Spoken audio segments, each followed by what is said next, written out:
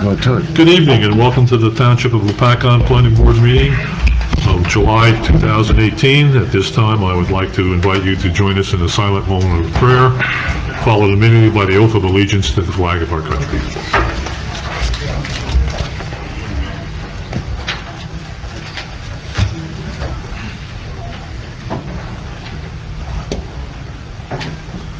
Wait till everybody gets seated.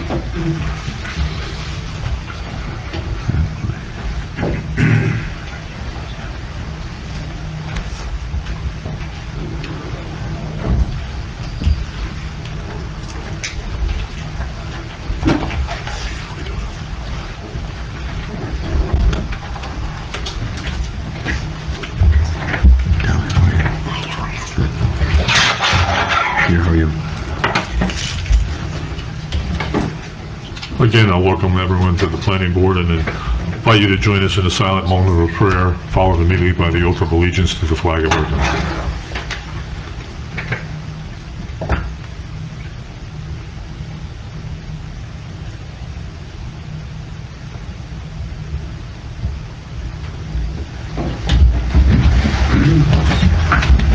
I pledge allegiance to the flag of the United States of America and to the republic for which it stands, one nation, under God, indivisible, with liberty and justice for all.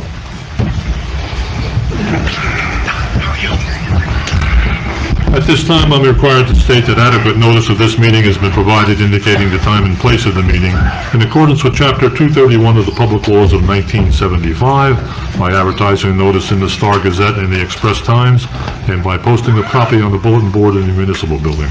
Beth, have a roll call, please. Yes. Members Johnson? Chesky? Yes. Pryor? Yes. Schneider? Yes. Weeks? Yes. Mayor Mangucci? Here. Vice Chairman Fishback? Here. Chairman Van Vliet? Here. Steinhardt? Here. Meyer? Here.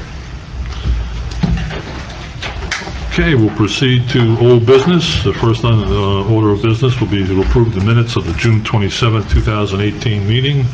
Has everyone received a copy of that? Yes. Are there any comments, questions? Hearing none, I'll call for a motion to approve the minutes. Motion. Second? Second. All those in favor? Aye. Opposed? Okay, minutes are stand approved. Next order of business is I've received a letter from the Township Council indicating that member Carrera has been removed from the planning board.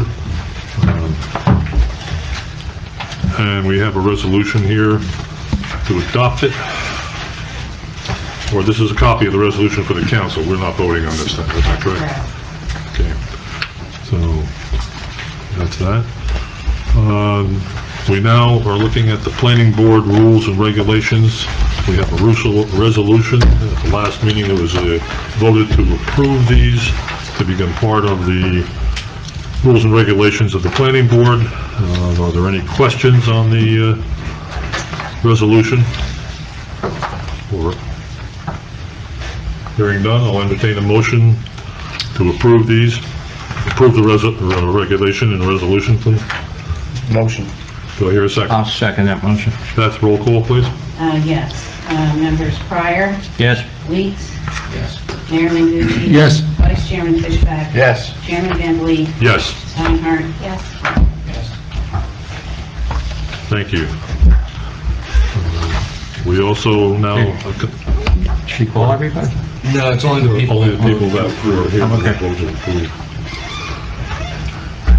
We have a resolution denying the amended preliminary and final major site plan approval for relief of conditions to construct certain access and site improvements to I-78 Logistic Park Lopatcong Urban Renewal LLC concerning property located on Route 22 as designated on lots 1, 1.01 and block 101.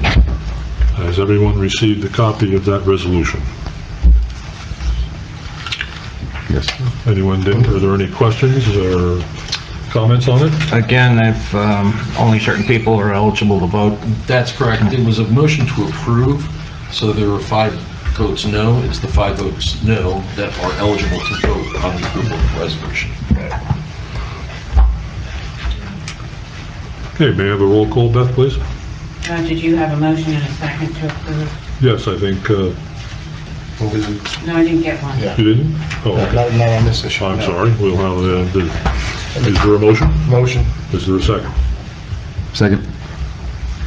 Roll call, Beth, please. This is for the adoption of the, I'm sorry, denying the preliminary major site plan. And if I could, a yes vote means you're voting for the resolution of denial. Yes, That's right. There's 3 and Johnson's. It was Gary, Jim, And then just sit here. Gary, Jim, Brian, Connor, and Julia. Yeah, yes, I The should. ones that are denied, I can vote yes on that. So it'd be members' weeks. Let's say no. do you understand? No. You voted no. Correct. On the motion, so you're eligible to vote to approve the resolution. Under the new resolution. Under this, you're just adopting the resolution that memorialized your vote, your no vote. Oh, So, yes. Mayor Mangucci? Yes. And Vice Chairman Van Vliet? Yes. No, that's Vice Chairman Fishback, isn't it? I'm sorry, Chairman Van Vliet. Yes. I think they were the only 3. I think, So you voted no? Okay, Member Clymer. Yes.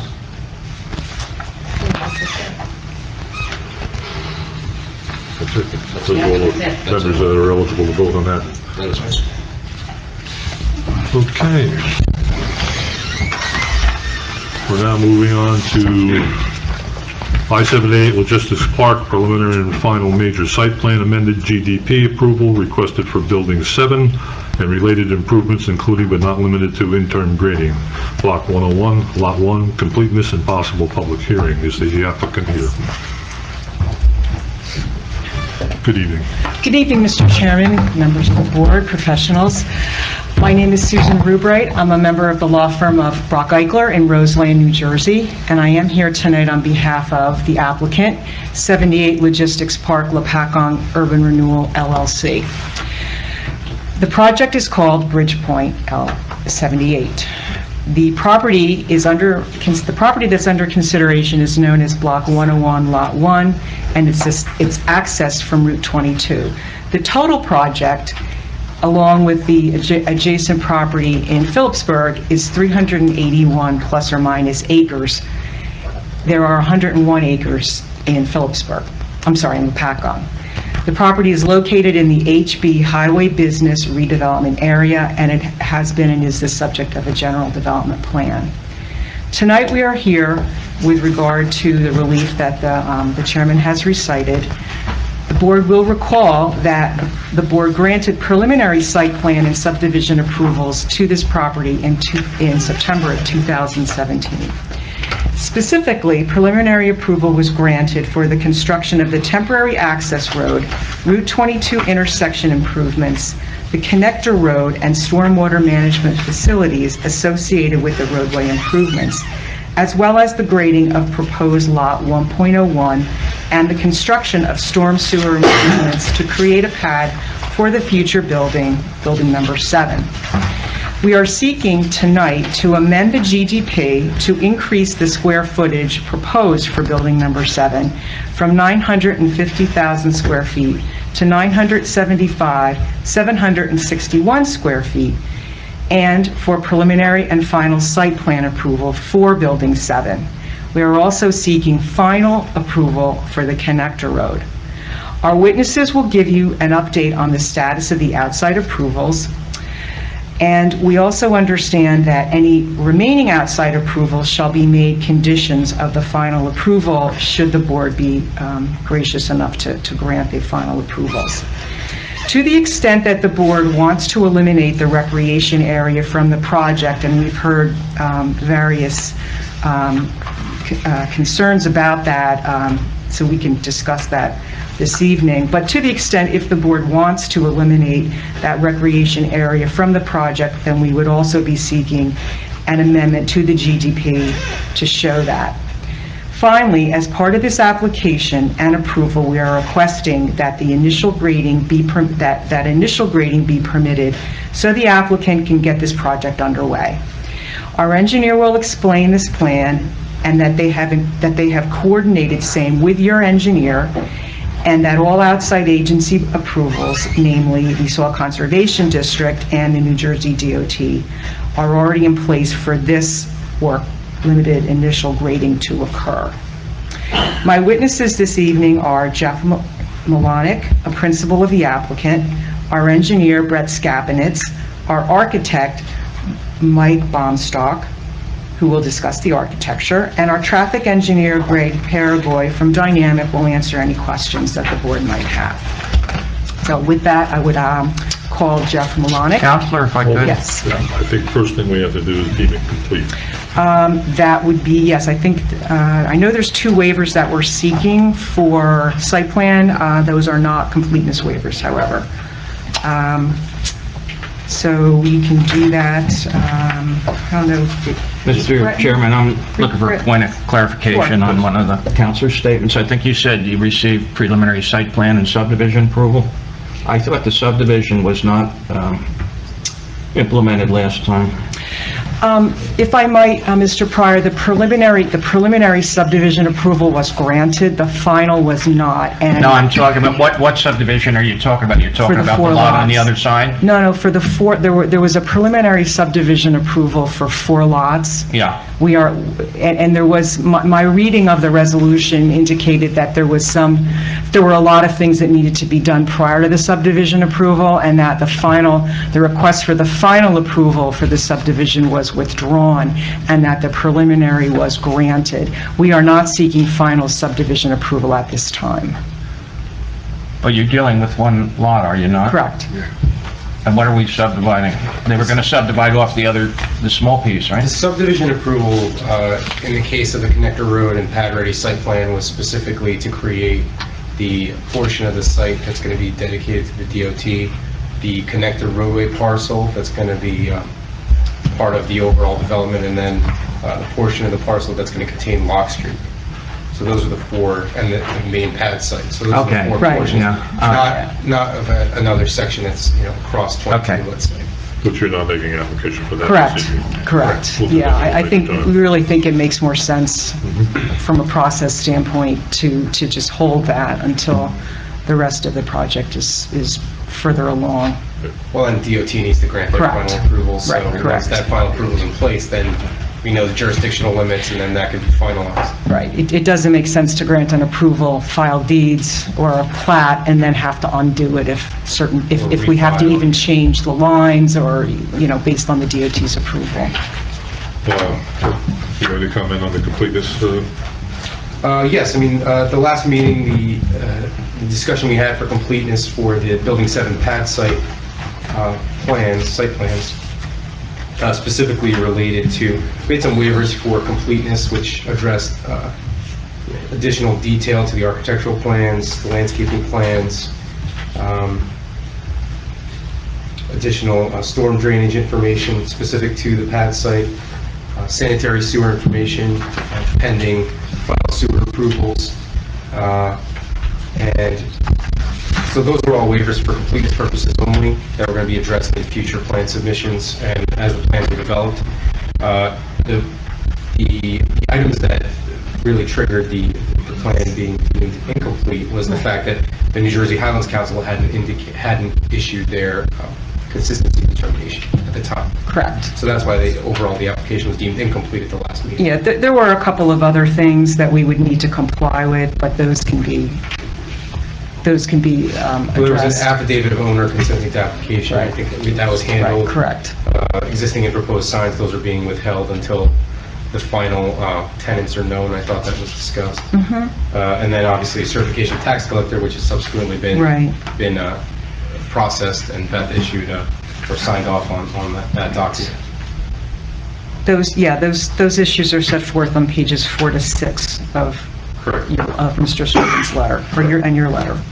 And we have received the Highlands Consistency Determination Letter, We have. and they said it's in compliance? It's in compliance with conditions. Okay. So they issued their own recommendations and conditions that will have to be complied with, and typically those conditions and the requirement to meet their conditions of their determination are rolled into our approval as a township. They will become an actual part of the Correct. the final approval. Right. It becomes a condition of approval that Very good. Highlands be satisfied.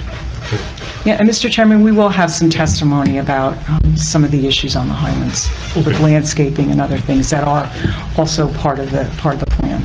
All right. I think we'll call for the, completion determination now, so someone make a motion to deem the application complete? I'll make that motion. Do I hear a second? Second. Roll call, Beth, please. Yes. Members Ochesky, Abstain. Fryer, Yes. Snyder, Abstain. Leeds, Yes. Mayor Menducci. Yes. Vice Chairman Fishbach. Yes. Chairman Van Vliet. Yes. Steinhardt. Yes. Weimer. Yes. Very good. Okay, Continue. thank you, Mr. Chairman. I would like to call Mr. Malonick from the applicant, Bridge Development Partners. He's a principal of that entity. And we did hear with the other applications some of the background of Bridge, but I'm going to ask him to just go over that again briefly, and then discuss some of the operations of the targeted businesses, as well as the status of the pilot, which I know was of some concern to the board, the TWA permit, and any other particular issues that you may have questions. Okay, thank you. Swear in. Please raise your right hand. Do you swear or affirm that the testimony you're about to give the board is the truth, the whole truth, and nothing but the truth? I do. Very good. Please state your name for the record. Name is Jeff Malenik, M-I-L-A-N-A-I-K. I'm a partner for the Northeast region of Bridge Development Partners out of Chicago. Thank you. Okay. Good evening.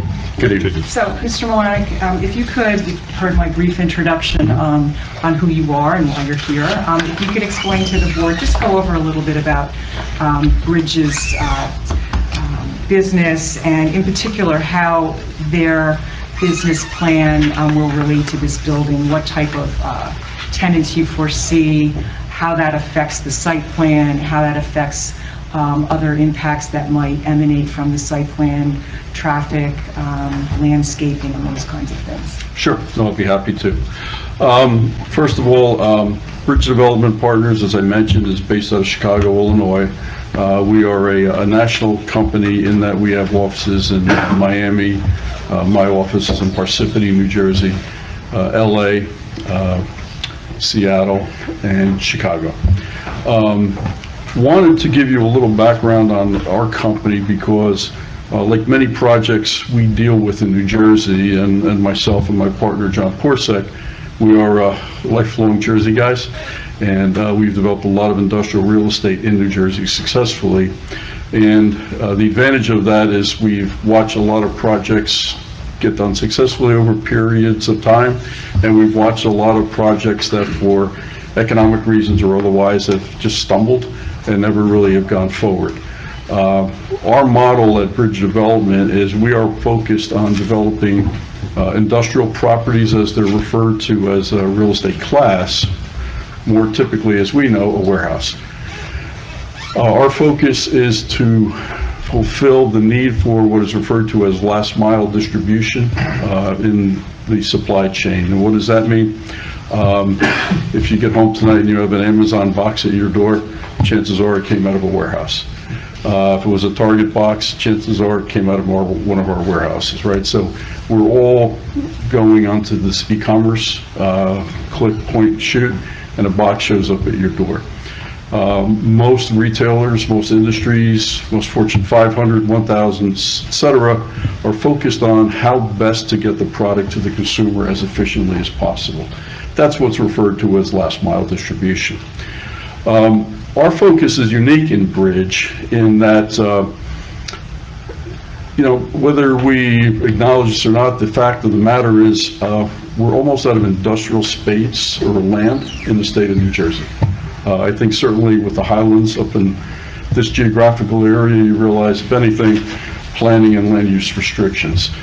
Well, the choices for building warehouses are either way down south in exit 2, 3, and 4 along the New Jersey Turnpike, which doesn't really efficiently serve New York, or do you look to create opportunities on sites that have struggled in the past?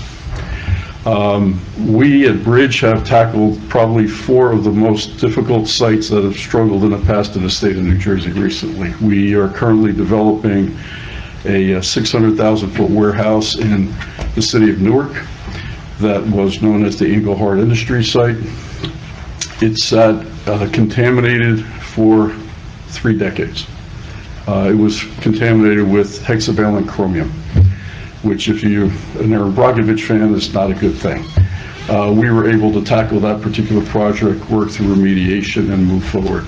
We recently developed and finished in 17 the redevelopment of a site in Perth Amboy called Sarco. Sarco sounds nice, but it really is the American Smelting and Refining Company. That wasn't so nice. In the process of smelting copper, they left behind legacies of environmental issues in the past. So we had to tackle that project, demolish buildings, work through geography, etc. I could go on with the list of things, and you'll say, so that's why it was attractive to come to the Ingersoll Rand property. We just look for the opportunities of creating value where others have passed. The downside for us sometimes on these properties is chances are I saw them 10 years ago, couldn't figure out how to make the economics work to support what we need to do. But in today's environment with, where the growth of rentals are and the growth of e-commerce, it supports the financial model to do that. So I'm generally the 5th or 6th person in on a particular property. The good side of that is we are competent at what we do. We've done 3.5 million square feet of challenge property since 2014. Successfully developed and moved on and created many jobs in the process. The downside is, being the 5th or 6th person in, I get to live with the history of what happened beforehand. And sometimes we as developers are all lumped into one particular category. I really want to express to the board, and I've had the opportunity to meet with some individuals over the past year or so, that we truly are different, and you've probably heard that before, and I realize that. The difference is we have the track record to prove we're different. So I've been watching this particular site for a number of years. We know the I-78 corridor is strong for distribution, but I've also watched most of the business run to Pennsylvania. Whether it was lower taxes, lower wage rates, etc. But I always watch this site in particular because the proximity off of 78, which is really where the traffic goes, is really a key to this. And candidly, why not keep the business in New Jersey? So we actually, and one other thing I will say, and this is, I think, key, and I appreciate the board hearing this, the developer is as good as the capital partner they have. And sometimes there are developers who don't have the strength of capital. I am proud to stand before you today and say that our operating partner and our general partner in this project is Texas Teachers Retirement System. It is number 3, number 4 of the largest pension funds in the country, with assets of several $100 billion in production. The projects I listed for you, the 3.5 million square feet, totaled in market value of excess of $600 million worth of projects we actually did in about 4 years. I'm not here to try to pat myself on the back or the accomplishments of my team, even though I think they're terrific. But I think it's important that you understand we're serious about doing this. It's serious about technically moving forward as well as having the financial capabilities. So several years ago, I got involved with looking at the property and got involved with the folks from Opus and Opus KTV and watched them as they went through the process, realizing that they weren't developers per se, like we are, they're to build, and we try to help them and assist them through certain things. And some of the approvals they have, which leads to some confusion on my part, to be honest with you, about what was final, what was not final, preliminary I got very confused. Matter of fact, I asked my attorney to explain to me again yesterday. We're kind of walking into those shoes right now, so my goal tonight with our team is to kind of clear the air, make sure that any questions you have that need to be asked, be asked. My team is prepared to address any of them. And what I really wanted to do was give you an overview of the project, speak to some of the items that we're going to be addressing tonight, and as the professionals come forward, I encourage you to ask the questions that you deem appropriate on it. And one of the key things, which was my stumbling block, in my layman's terms, I guess I would say that the approvals we're looking for tonight are a final on the roadway and a preliminary and final on the building. And that's where I was getting very confused between the two of them. But we're here tonight to put them together as a package because at the end of the day, I believe the town board would like the building to go up, as would we. The other thing that was mentioned initially here was an initial grading plan. We've conferred with your engineer at length. This is a large project, as you know. There are many, many moving pieces. A lot of the approvals that you'll hear this evening are well underway and under conditions and process with DOT, for instance, but we're not quite there on several of them, but we're very far down the road. We fully accept that any final approval will be subject to those. I think that's absolutely the right way to do that. The one thing we would ask the board for consideration, though, is that with the initial grading plan that you'll hear about tonight, which again we discussed with your engineer at length, and it's not unusual to do this, that we be granted, should the board decide, approval to begin to move dirt. The reason this request is made is this is the best time of year to move dirt. It's summer. And in my world right now, I'm thinking January and February, and that's not a good time to move dirt. So we would ask that consideration. It would be properly bonded, supported financially, so there would be no at risk for the town itself. And also the one thing that became a question in my mind more than anything, because I've heard both sides of the story as our attorney addressed, to enter into a discussion, if the board permits, about your desires to this recreation area. It's something we inherited as part of a plan. It's the board's choice whether you would like to have it or not have it. Whatever you would like to do is we would certainly support. What I'd like to do briefly perhaps is discuss a little bit about the building at a high level and then turn it over to our professionals to get into some of the particular details. Mr. Chairman, if I could, can I just ask you about the organization before we get on to the building? Bridge is the parent, and they are the applicant and the developer here. We're not dealing with a subsidiary that's... No. I am Bridge. Yeah. I am absolutely Bridge. I'm a Yeah. partner in the Bridge companies, yes. Okay. That's And the us. Texas teachers, are they just providing financing, or do they have an equity position in this? Both. Both. They are both. Yeah, we take, they are the equity supplier significantly, whether that's on a general partnership and a limited partnership basis. We will take construction financing down ultimately in this project, and that'll be done through bank loans. So that'll be done in that manner. But yes, Texas Teachers is the equity, if you will. Bridge is a development construction partner, boots on the ground, and then the banks will supply whatever construction financing we need. Okay. Is there no roll, site plan? Yeah, you do a roll. Yeah, just. Is this a hybrid or? Great. Okay. Terrific, thank you.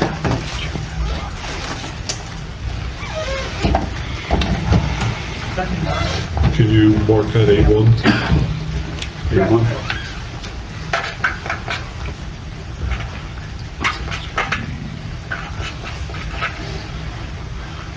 Okay, again, my intention is to, this is the microphone, my intention is to give a general overall description of the project, the types of buildings they are, the types of customers they are that are going to be going into them, and some of the major components to this. As we know, this is an extremely large site. Extremely big sites are difficult to tackle from a development point of view for several reasons. This particular site has challenges with topography. As we know, it's on a hill. It has challenges with soil types because of cursed soil, etc., which we'll discuss also in the Highlands part of this because of the drainage related questions we have. But obviously, when you begin to work on a project of this size, when you look at the roads, what's required to build roads, the infrastructure of sewer and water, there's magnitudes of dollars. I think this roadway, the connected road from 22 to Roseberry, is in the vicinity of about a $30 million road. Okay, so it's a very substantial investment, which is also one of the reasons we want to get started first, because we really can't progress too far with the buildings without any utilities to serve them, right? So it all kind of goes hand in hand through here. So as you see, as I talk about the project overall, we refer to it as the Ingersoll Rand project. I realize there's different towns involved, but in our mind, what was once a great industry serving the community, this project will evolve into the same type of a thing, where there's going to be lots of different size businesses and types of businesses employing people in the region, not to mention all the construction-related work that as a result of that. So, as I describe this, the large building that I'm pointing to on the top of the plan is building number 7, and that is located in Lopatcong. That is the topic of our conversation this evening. At the very top of that, this is Route 22, as you're familiar with. And basically, we've been working through and picking up the approval process of the prior developer that they had already made the application for the Route 22 intersection and traffic light. And you'll hear testimony tonight about how close we are to that, but again, it'll be subject to, we understand. And there'll be signalized light. We're working through timing, electricity, and all that fun stuff that we have to work through, various turning lanes. But in our design process, this became key is because the flow of traffic, and you'll hear from our traffic engineer tonight, is the Port of Newark, Elizabeth, New York, is the 3rd largest distribution port in the country. And Route 78 is the main thoroughfare because you have really, really large buildings being built out in Pennsylvania, 1 million, 1.5 million, 2 million square feet. And there's only so many places they can be located, which is why they land there. And Route 78 becomes the thoroughfare, passes right by town.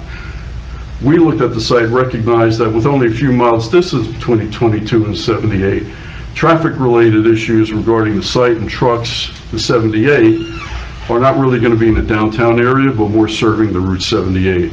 So we very much encouraged the former developer, when he got approval, process began to get this through. So we'll discuss with you tonight a little bit about the Route 22 traffic signal. In the engineering plans, you'll also see, because of the topography, and I'm sure you're familiar with the site, we have extensive retaining walls are required. We're prepared to testify to that from a structural point of view as we go forward. The treatment works application, I believe we have. You'll hear about that, as well as the Highlands approval, as we just heard tonight. One of the things that we knew was of major concern from early on, as we met a while ago, even before we acquired the property in January, was all traffic related. We understand the importance of that. So as a show of good faith, we initiated a traffic study last fall or early spring, I don't recall, and we went back all the way down like to Roseberry and did studies at each of the intersections all the way through, and that is part of the information that you have tonight. Two things that I'm sure the board is aware: we control certain parts of traffic, certain parts we don't control. For instance, this Route 22 in the intersection is totally governed by the state DOT. They do their study, they look at the queue lines, they determine there's no backup in traffic. They tell us what we have to do, to be perfectly honest. The other thing we noted, and Craig will testify to this tonight, in the study we talked about possibly resynchronizing some of the signalization, particularly two areas, one down at Roseberry and the other one at 3rd Street, because based on we've all driven it, we've all lived with it a little bit and watched it, and we did the timing studies. Craig will recommend that we work on the re-signalization almost immediately on this to try to give more green time, to the road.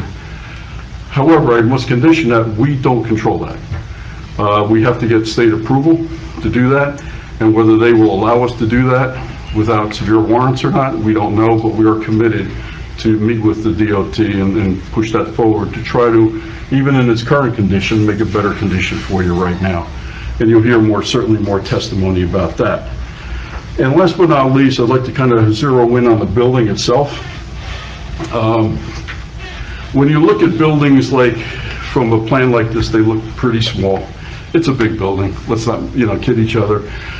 And one of a couple of key features you'll see here, and I've testified for many board, and I just want to address any potential concerns.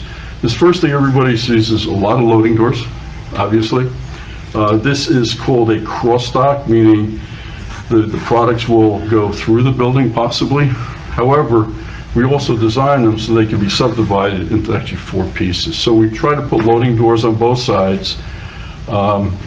And the ratios for modern distribution buildings today tend to be about 1 door per 5,000 square foot of warehouse area.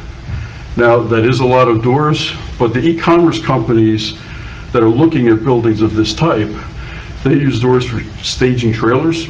So, you're not going to have every single door have a truck that's going out in the morning or coming back at night on either sides of the building. It's just not the way these buildings operate.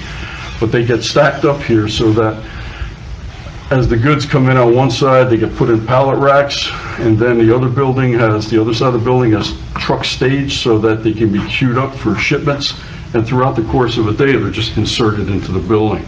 So there's an ebb and a flow to this. It's not I guess I would call it the pig on a python effect, where it just all comes out at one time.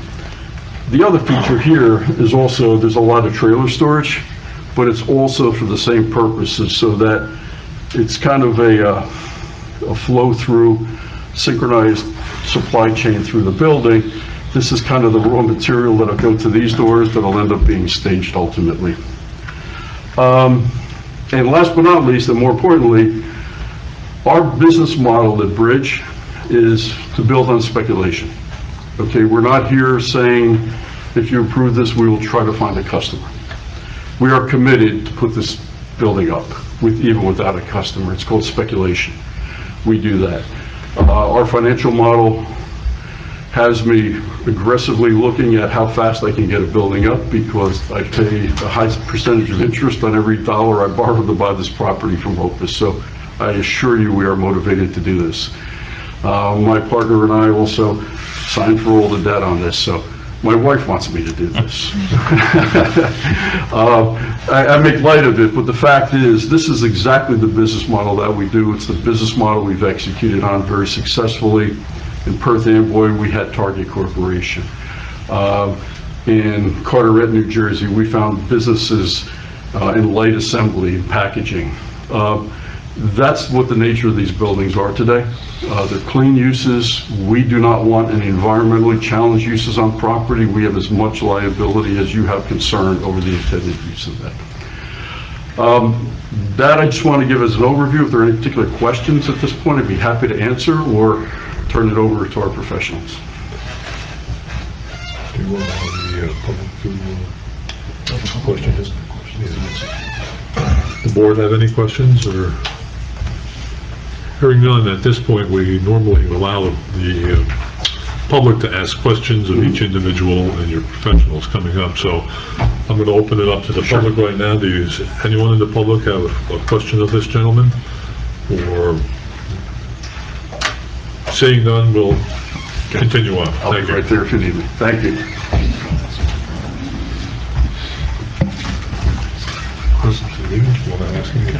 Excuse me, Yes. Can we have the gentleman back, please? Sure. The question that has come up is, what is the status of the pilot program? Oh, I'm sorry. Thank you very much for that. So we have been in discussions with the professionals that have been engaged by the town, actually as far back as February. And based on some recent conversations of last week and as early as this week, we modified our plan submitted to Todd Poole. I believe it was Monday, it might have been Tuesday morning, a revision that we think is in line with the request that he made. So we're anxious to hear that, but I believe we should be in a position to get that solidified very quickly. So you are in negotiations then? Yes. Thank you. Any other questions on that point? No? Thank you very much. Do that. I'm sorry. Sorry, thank you, Mr. Chairman. I would like to call Brett Scabinetz, who you've already met, but what I would like him to do after we qualify and give you his educational and professional background is just reintroduce the project and the major aspects. Although Mr. Malonick did go through that, if he can we can do that as well, briefly. Okay. You just raise your right hand. Do you swear to the testimony you're about to give the truth, the whole truth, and nothing but the truth? I do. Thank you very much. So, Brett, if you can give the board the benefit of your professional and your educational background. Sure. And your involvement with the project. Sure. I have a Bachelor of Science degree in Civil Engineering with Rutgers University. I am currently a Director and Principal of Dynamic Engineering Consultants located in Chester, New Jersey. I'm a licensed professional engineer as well as a professional planner in the state of New Jersey. I've been qualified before over 100 different boards. In the state, I did present last meeting here on the previous request for the preliminary amendment. My license is still valid. Always need to note that. At the last meeting, you still accepted. Great, thank you, appreciate it. Yes, Mr. Malonick did a great job of giving a general overview, and just let me note for the record that the plan he was referring to was entitled Overall Site Plan Exhibit, and I marked that A1. And that's a colorized. Yes, basically that was a colorized version of the overall site plan, which combines both what's happening or proposed in Lopatcong as well as in Phillipsburg. Just to highlight it just a bit further, I will touch on it a little bit more in a moment. Of the buildings that are shown, the ones that are in a lighter color are ones that are essentially we'll call it a first phase. We're presenting tomorrow evening before Phillipsburg on the 3 buildings that are located in the lighter color below. The ones in the middle in the brown color will essentially be a second phase moving forward in Phillipsburg. So as mentioned, this is Block 101, Lot 1. It's 101 acres. There is Lot 1.01, just to make note, which is referenced in your professional's letters. And essentially, that is a very small piece of property located on the east side of Locke Street. Essentially forms a little point, as you're heading towards the diner. Is that what you're proposing, the settlement? No, actually, that's remaining untouched. It's just overgrown land right now. It will remain that way as part of the proposal. The property is located at the southwest corner of the intersection of routes 22 and 57. Obviously, as noted, it's a very key point located, as Mr. Malonick said, off of Route 78. The property itself today, I'll just briefly refer to our aerial. I'll mark this A2. It is essentially just a colorized version of the aerial that's located within our site plan set, so the public can see. And as highlighted a little bit more clearly in this, it shows it's an aerial back from, I believe this is 2015, prior to a lot of the demo that has taken place right now on the Ingersoll Rand site. It's a DEP aerial, which has been highlighted with a boundary showing the split of Phillipsburg towards the bottom, and the parcel in question we're talking about tonight in Lopatcong, which is essentially primarily a farm field. Route 22 along the top, and which bends around then on the left-hand side of the page with Route 57 extending off the page to the top. Key point, and what's referenced is on the eastern boundary, the southern boundary is Lopatcong Creek, which is forced us to have review by the DEP. We'll get into those approvals or those applications and their status as I proceed through testimony. The next exhibit I want to just present briefly, just to show you from a consistency standpoint of how we're proposing the layout of buildings to what this board had previously seen. This is the CPL plan that was presented, and I'll mark this A3. In which preliminary approval was granted based on, or actually the GDP was based on, which illustrated in very similar configuration the buildings that we are proposing. There are some nuances and tweaks and changes certainly that we've made as a result of Bridges' model, and one of those key points certainly in discussion that was mentioned earlier is the tweak in size for Building 7, which is in Lopatcong. And that building size is being increased from what was approved in the GDP at 950,000 square feet up to 975,761 square feet, or about just over 25, almost 26,000 square feet more in size. That additional square footage basically for office space, or? It's going to be a split. The split within the building actually will be just under 950,000 square feet of warehouse, 946,000, approximately 500 square feet, and the balance, which is just above 29,000 square feet, will be office. Okay. And those office spaces are primarily located in you'll see the two little extensions of the building off in the southeast corner and the northwest corner of the building. That's also the focal point of where the vehicular access for employees and those parking lots on the southern and northern sides of the building. They're focused there because of where the office locations are. Just some other key points. So with respect to the parking, we're proposing in the plan 440 parking stalls, where 434 are required under your ordinance.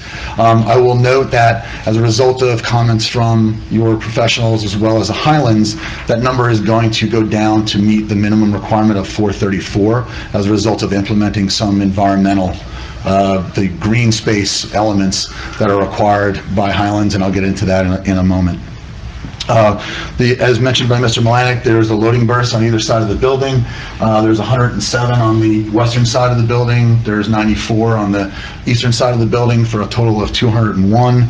There's 187 of those trailer spaces that were described by Mr. Melanek that are located primarily, most of which are located on the western side, just opposite or across from the loading docks, but there's another bank of them also on the eastern side as well.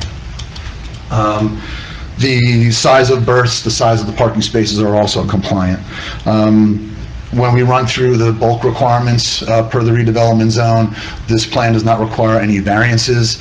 In fact, the proposal requests 7.8% less building coverage that's allowed and 8.6% less impervious coverage that's allowed under the code. Access-wise, it's been talked about in numerous instances, and actually at this point, I'm going to refer to my next exhibit. I'll mark this A4.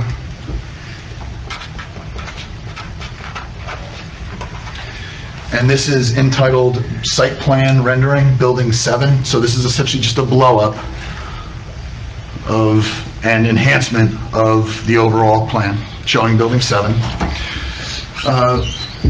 The access to the site, as described, is through a new, the main access will be off a new signalized intersection at Route 22, which will then feed into what has been labeled the Connector Road, which continues through the site to the west and into Phillipsburg. And once vehicles access the site in through that connector road, there is a single access point driveway that is proposed off the connector road to access into Building 7. Once vehicles enter in, there essentially is a split of access. Trucks primarily will head straight in to the area of the loading docks if they're heading to the south side. They also have the ability to make a turn and head in the I'll call it the surrounding access drive of the vehicle parking around and head over to the eastern side of the building and those loading docks. The areas that surround the lane that surrounds the building, the areas of circulation for trucks, those are all going to be situated with heavy-duty pavement. Also, you'll see the lighter areas out front. These are areas of concrete, that actually the concrete pads where the trailers will be sitting. The lighter areas in lighter gray are the vehicular parking areas that I mentioned before to the north and south. Interior to the site, we're providing walkways along the vehicular parking area to access to the doorway off of each one of the each one of the parking areas. And so adequate pedestrian circulation is provided for employees that are leaving their cars and looking to enter into the building. Mr. Skrepinitz, I don't know if this is the proper place to ask the question, but to accommodate those turning lanes coming into the site, are we going to move the eastbound Route 22 lanes onto the site? I'm going to defer that to our traffic engineer. Okay. Okay? And one other, and this goes back to last meeting, when you were looking for a construction entrance. So where would that be until the main, until you got the approval from the DOT and the main entrance? Where does that end up for construction right now? That construction entrance is going to be located at about this location. I believe this is the tree farm. Yeah. Off to the left primarily. Yeah. So right at about the boundary of the tree farm and the next adjacent use. Yeah. Almost directly across from that? Correct. Okay. Yeah, that would be the temporary access, which will then wind in a very similar fashion as the connector road in and connect pretty much at this end of this radius, which will allow us to have room for, as I'll talk later, a second basin to help with. There was going to be 3, I believe, additional basins that were going to be temporary until all that happened. That's correct. Until grading and all that happened. Am I correct? That's correct. Okay. Yes. On your temporary construction entrance, I don't know if you have to coordinate with the DOT, but that's the curve coming around Route 22 heading eastbound is one of our highest traffic accident areas in the township right at this moment. Understood. Any possibility of getting signage, that construction area or entrance ahead, signs put up just to warn the public coming around there at times? Yeah, we could certainly run that by DOT. I mean, the DOT has approved the driveway where it's located. We actually have a permit in hand. I'll double check to make sure and work with your engineer to see if there aren't conditions already that have that.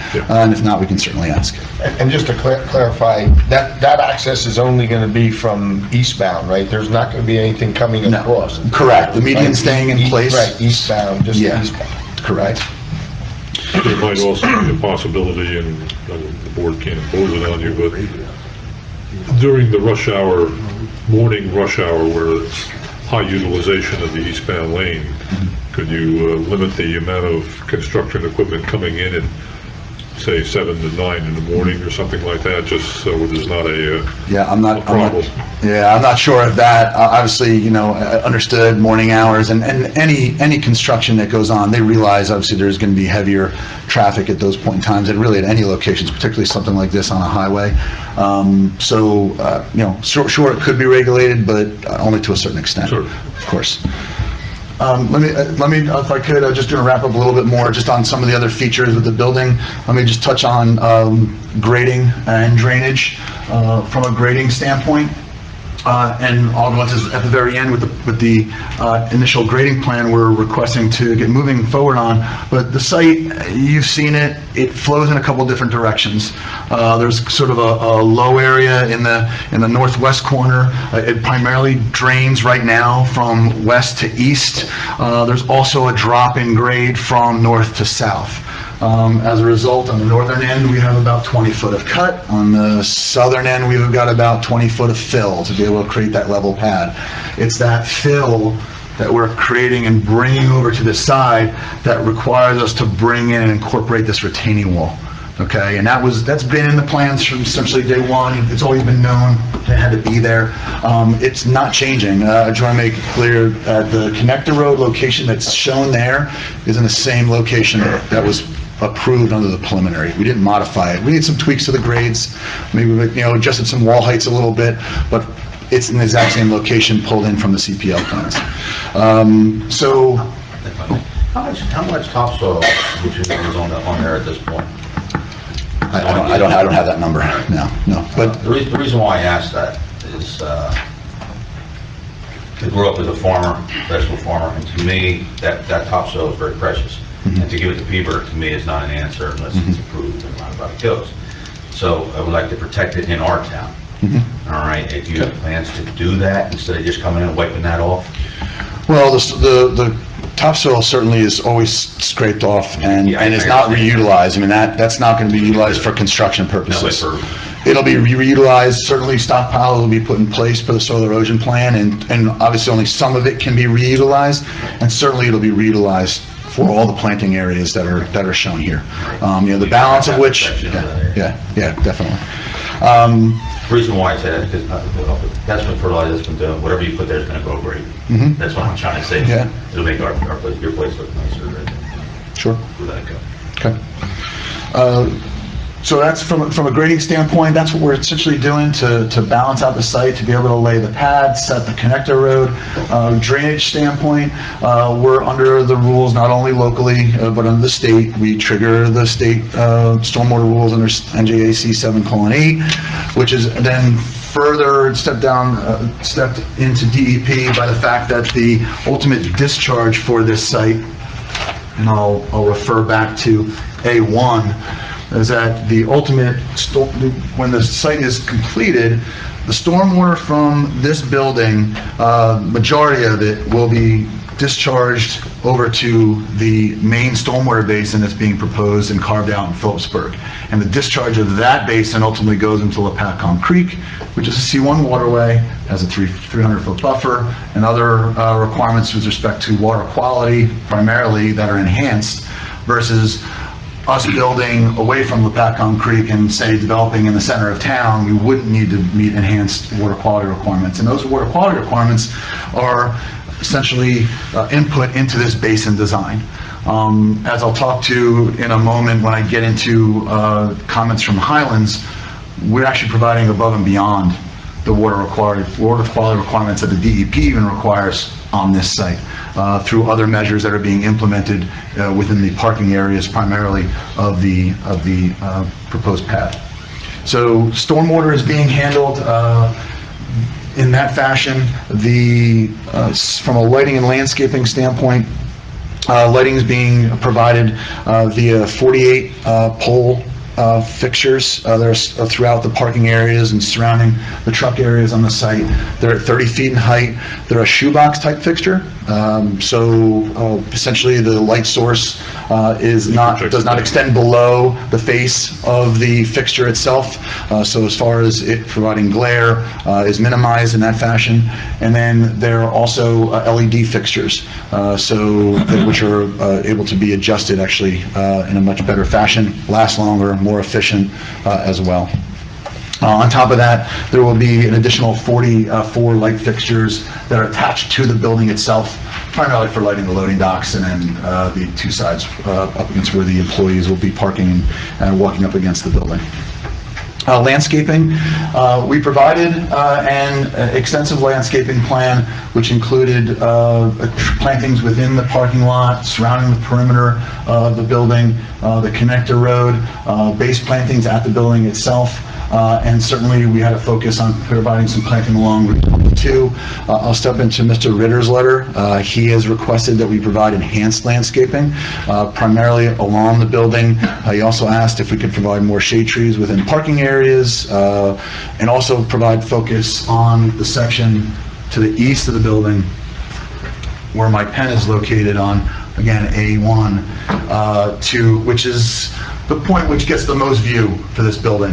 Again, as you're all aware, I'm a Bethlehem Township guy on Hunterdon County. So I've been out here for 30 years, so I can't tell you how many times I've gone up and down this corridor.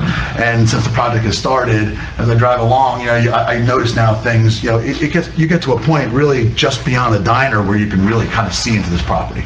Because of the wood line, the change in topography, and that wood line's not changing along that stretch and behind the diner. So you've got a buffer there, but then you come to this open space until you get to the rise as you come up and over the railroad tracks. And at that point, this corner of the property is down about 20 feet when it compares to the road. So as you're coming from in the eastbound direction on 22 around the corner, you're not picking up this building again till you're almost right on top of its face.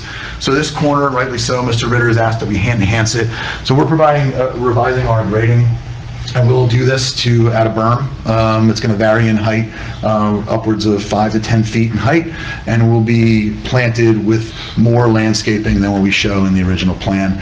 And I'll say now, and get ahead of myself a little bit, that in reviewing his letter, we can comply with each one of the items that he's requested as far as providing additional landscaping in various areas throughout the site.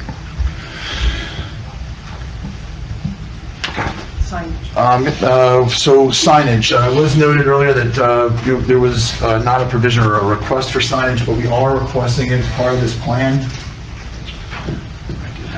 I have it on the back of this plan. So I have what I'll mark is, I think I'm up to A5.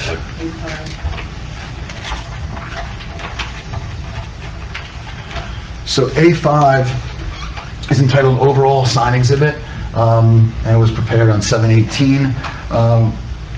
Shows, again, same orientation, 22 at the top. Here's our building in Lopatcong, and we're proposing, as per ordinance, we're showing right now, we're asking for one sign that's allowed at 100 square feet in area on the building, and then we're looking at a monument sign of 50 square feet at the entrance.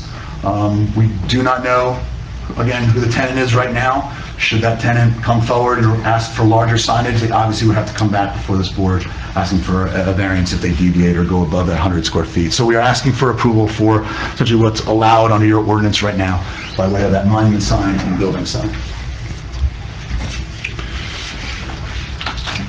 I mentioned with that, I will, and before I go into the outside approvals, I do want to touch on the two site waivers that we are requesting. There's two of them noted in Mazur's letter from a design standpoint. One refers to the percent grade that we have within the parking areas. There's two areas. One, I'll go back to A4. In A4, as we enter into the driveway, there's an area just as we enter into the employee parking lot where it's a 5% slope. Your maximum per code is 4%.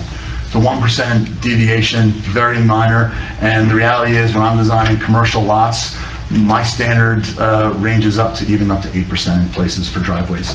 And it's not a safety issue. I understand it's in your ordinance, but we're actually just looking for the deviation of 1% really for that one area.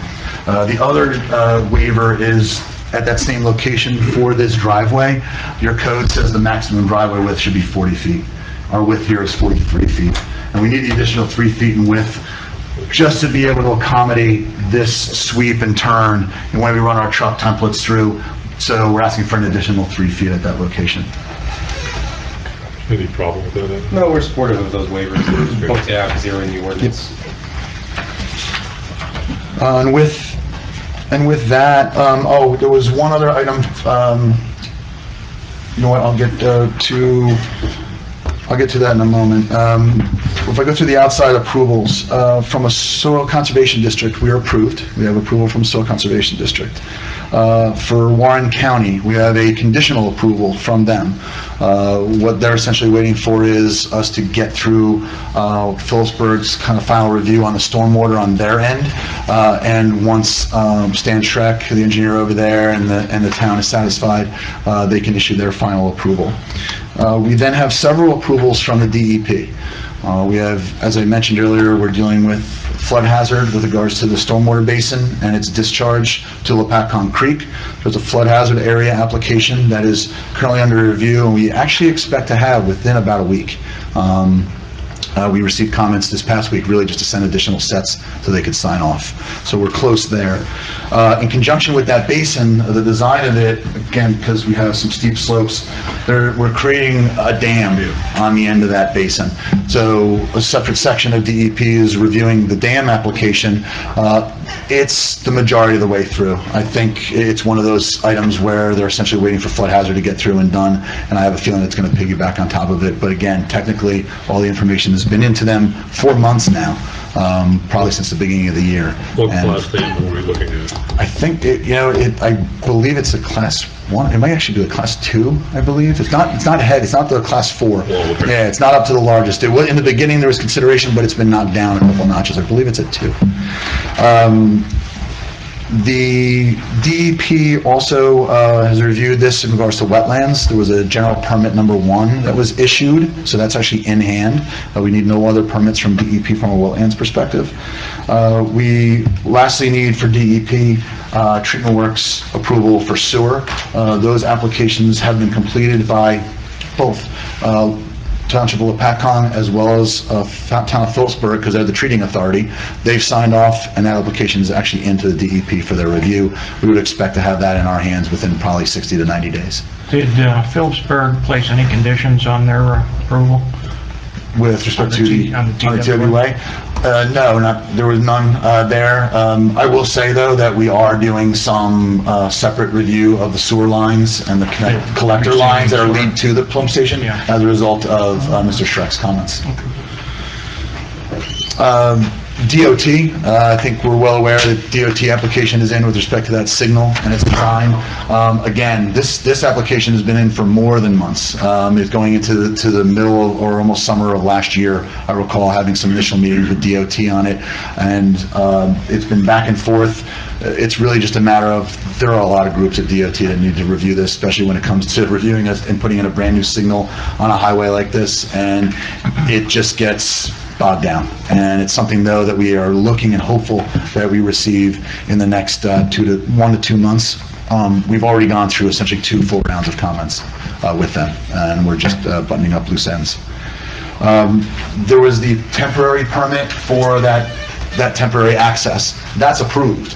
So that, and I'll get to that at the end, that and the SCD approval are the 2 key components from an outside agency standpoint for the initial grading that we'll be requesting approval for.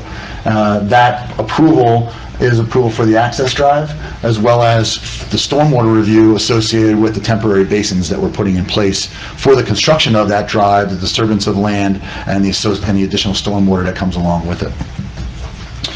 Lastly, from an outside agency standpoint, we have Highlands. I've been living the review of Highlands extensively since the last meeting here.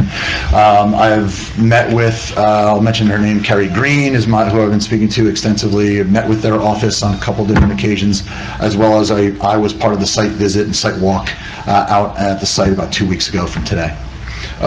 They issued their consistency determination on Monday, and it had 5 conditions, all of which we can comply with. I'll run down them, and I have them memorized. The first condition is that as we walk the site, we started our walk on Lock Street, and we met over at the bridge at the crossing of Lopatcong Creek. And from there, you can look straight out through into the fields. The lower portion that's not farmed right now is essentially a key bird habitat. We could see all the birds when we were there and walking, and Carrie Green focused on that. And her request was, after walking actually to the top of the site and noting a couple other patches of similar growth in plantings where a couple birds were residing, she asked whether or not we were able to take this undisturbed area, and we're not disturbing it below the wall, planted with additional seating. We're going to contact and work with the New Jersey Audubon Society to come up with the right mix, plant it, and she says essentially it'll allow it to grow. We'll walk away after planting it, and she says maybe every 2 to 5 years you got to go in and mow it, do a little maintenance, but short of that, it'll help to expand that habitat in that area that's currently already flourishing. The second comment was as you walk up from this area, you can actually see the outline a little bit in our plan. There's area patches that are outlined that are tree lines, and she wants to maintain whatever tree lines that are currently there that are not going to be disturbed as a result of construction. There was a request to add essentially additional green measures when it comes to stormwater.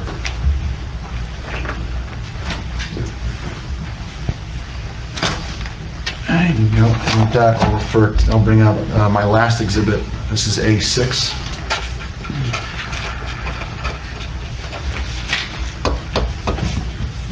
This is entitled Green Space Plan with a preparation date of 7/18/18. This is a culmination of all our talks with Highlands, your engineer, Stan Schreck, in coming up with some of the additional measures I mentioned earlier that are above and beyond the stormwater requirements that we really need to meet per DEP and incorporating them into this plan. Highlands obviously has requested it, and that is, here's the area that's going to be seeded and planted for additional bird habitat.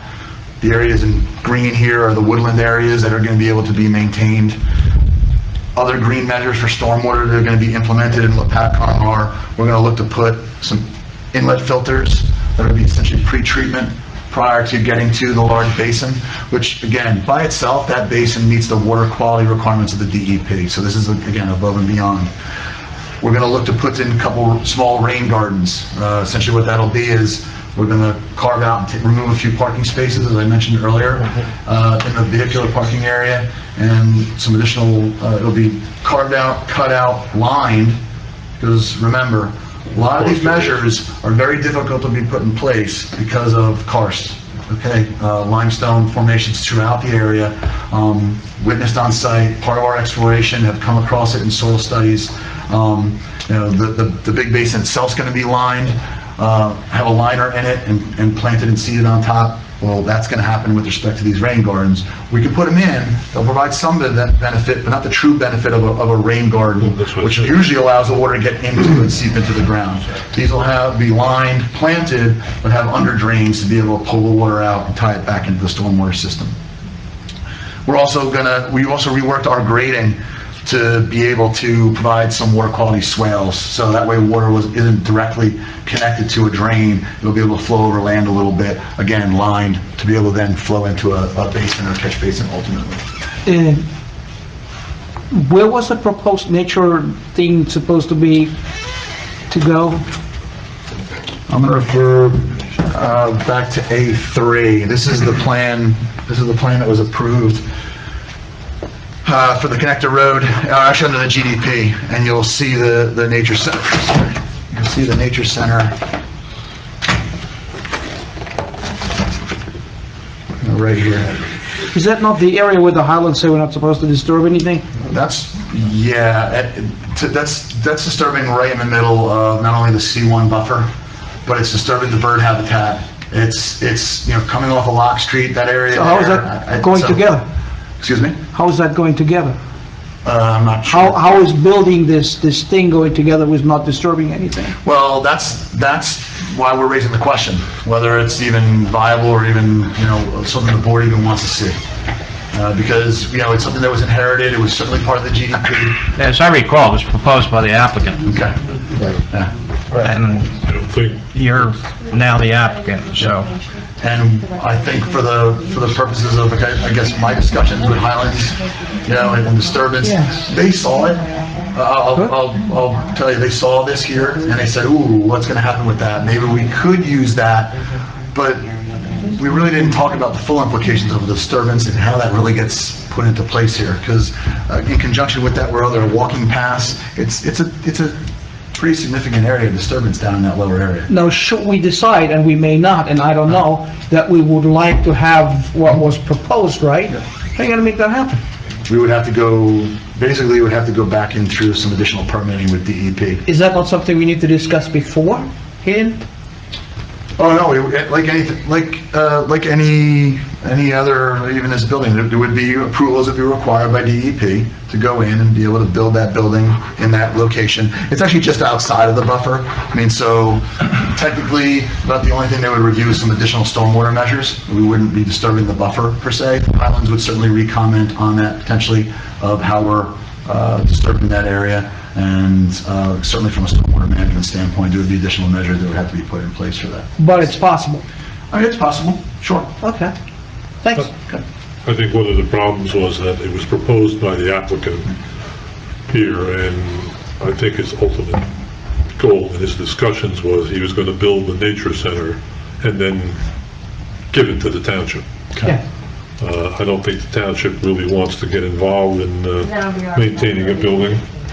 And I think general discussion among some of the board members has been that we would just leave it as a natural area. There's been some interest from an organization called Trout that was coming in and looking to stabilize the slope erosion along the Lopatcong Creek in a natural area using tree stumps and root balls and stuff like that. How well it works, I don't have a real great idea on it. So anyway, they were willing to maintain that in a natural state as much as possible, and that was be between you and them, your property. At this point, I don't think that the township would really be interested in wanting to take over that property. And excuse me but is that a decision which should be not left to not us, but to the people who are living in the town? No, I think it's up to the board. It's up to the applicant what he proposed. It was part of preliminary, we can leave it in there, or if the applicant proposes, we can take it out. If that's a question to us, we're not looking to build it. But it was in the preliminary. We recognized it was in the GDP. So that's why we're bringing it up as a question back to the board. And we understood that it was brought up by the applicant, and obviously it was accepted. In our minds, we're here to build the warehouse. I don't think it was ever accepted by this board. Okay. So. Donna? Larry, the original applicant, wasn't he proposing a park for like kids to play in? Yes. Which, I don't know why he thought that would be appealing to parents in this area with a warehouse and trucks, but No. yeah, Donna, that is off the area, and now Sycamore Landing is built. So I think things have changed here. I mean, for us, it's pretty much not worth anything. For the people I think one of the issues or reason was when we built this connector road. I think you remember we had this bicycle path built in there. So it was for the residents of the south of Phillipsburg and for the people of Sycamore Landing. You guys decide whatever you want, but I think that's a question which should be put to the residents who are living there. I don't want to. I'd like to ask James a question about that. With my title, my position, can I talk about that building? Because I'd like to talk. You're a member of the board, sir. Okay, I just want to make sure I don't step on it. Okay. Class 2 position. Something that just happened to me that I'd like to at least put out there. I don't think there's any place, right now you have a preserve there, all right, okay, it's not, public can go down there and walk on a trail or whatever, but I've got, a deer that walks into my property and gives me a berth right in my yard, okay, right here in town, because they don't have a place to go. You know what I mean? I think, let's leave it as what it is, and that would be my opinion on it, instead of creating a building and creating stuff, but one of the problems with even creating a building there was access to the building. right. I mean, we were looking at a lot of different areas when I was on the board the last time about how were pedestrians going to cross Route 22? Where were they going to park? There was virtually no parking down there. The only access was from Locke Street, and that's a difficult road further on down to begin with. So it was always the general opinion that I think this was just sprung on us. We never really approved that it was going here. There were a lot of difficulties with it as far as sanitary sewer connections, and they would have to build a pump station there to get it up from the grade. And it, for what it was going to be, and it's public knowledge, he was indicating that his sister was going to run it. So it just didn't seem whole feasible to me, and my opinion of it was that, and this is only my opinion, believe me, that he was giving the building there, and in order to alleviate the tax responsibility from him, he was going to give it to the township. So, I mean, that's basically, because he could do nothing else with that piece of property. Yeah, if I can just add, I mean, we have a fine nature center up at Merrill Creek, and they have the ability to expand that. It's a terrific place. This is, I don't get the point of this. It was not just a... And we didn't have the benefit of all this input from the Highlands at the time either. So I think if we're looking for at least a direction to go with it, we're not looking to put the building there, so. Okay. I don't think we are either. There were two other conditions that were requested. The fourth one was the request to change some of the landscape species on our plan. There were a couple invasive species that we had shown in our original landscape plan that they wanted pulled out. They also provided with us a their plant list. Right. So we're changing out our plant list to go with what they want, and we'll certainly share that with Mr. Ritter and make sure that he's aware of what we're changing when he sees that in our revised landscape plan. It's a bit of a bird sanctuary down there also, isn't it?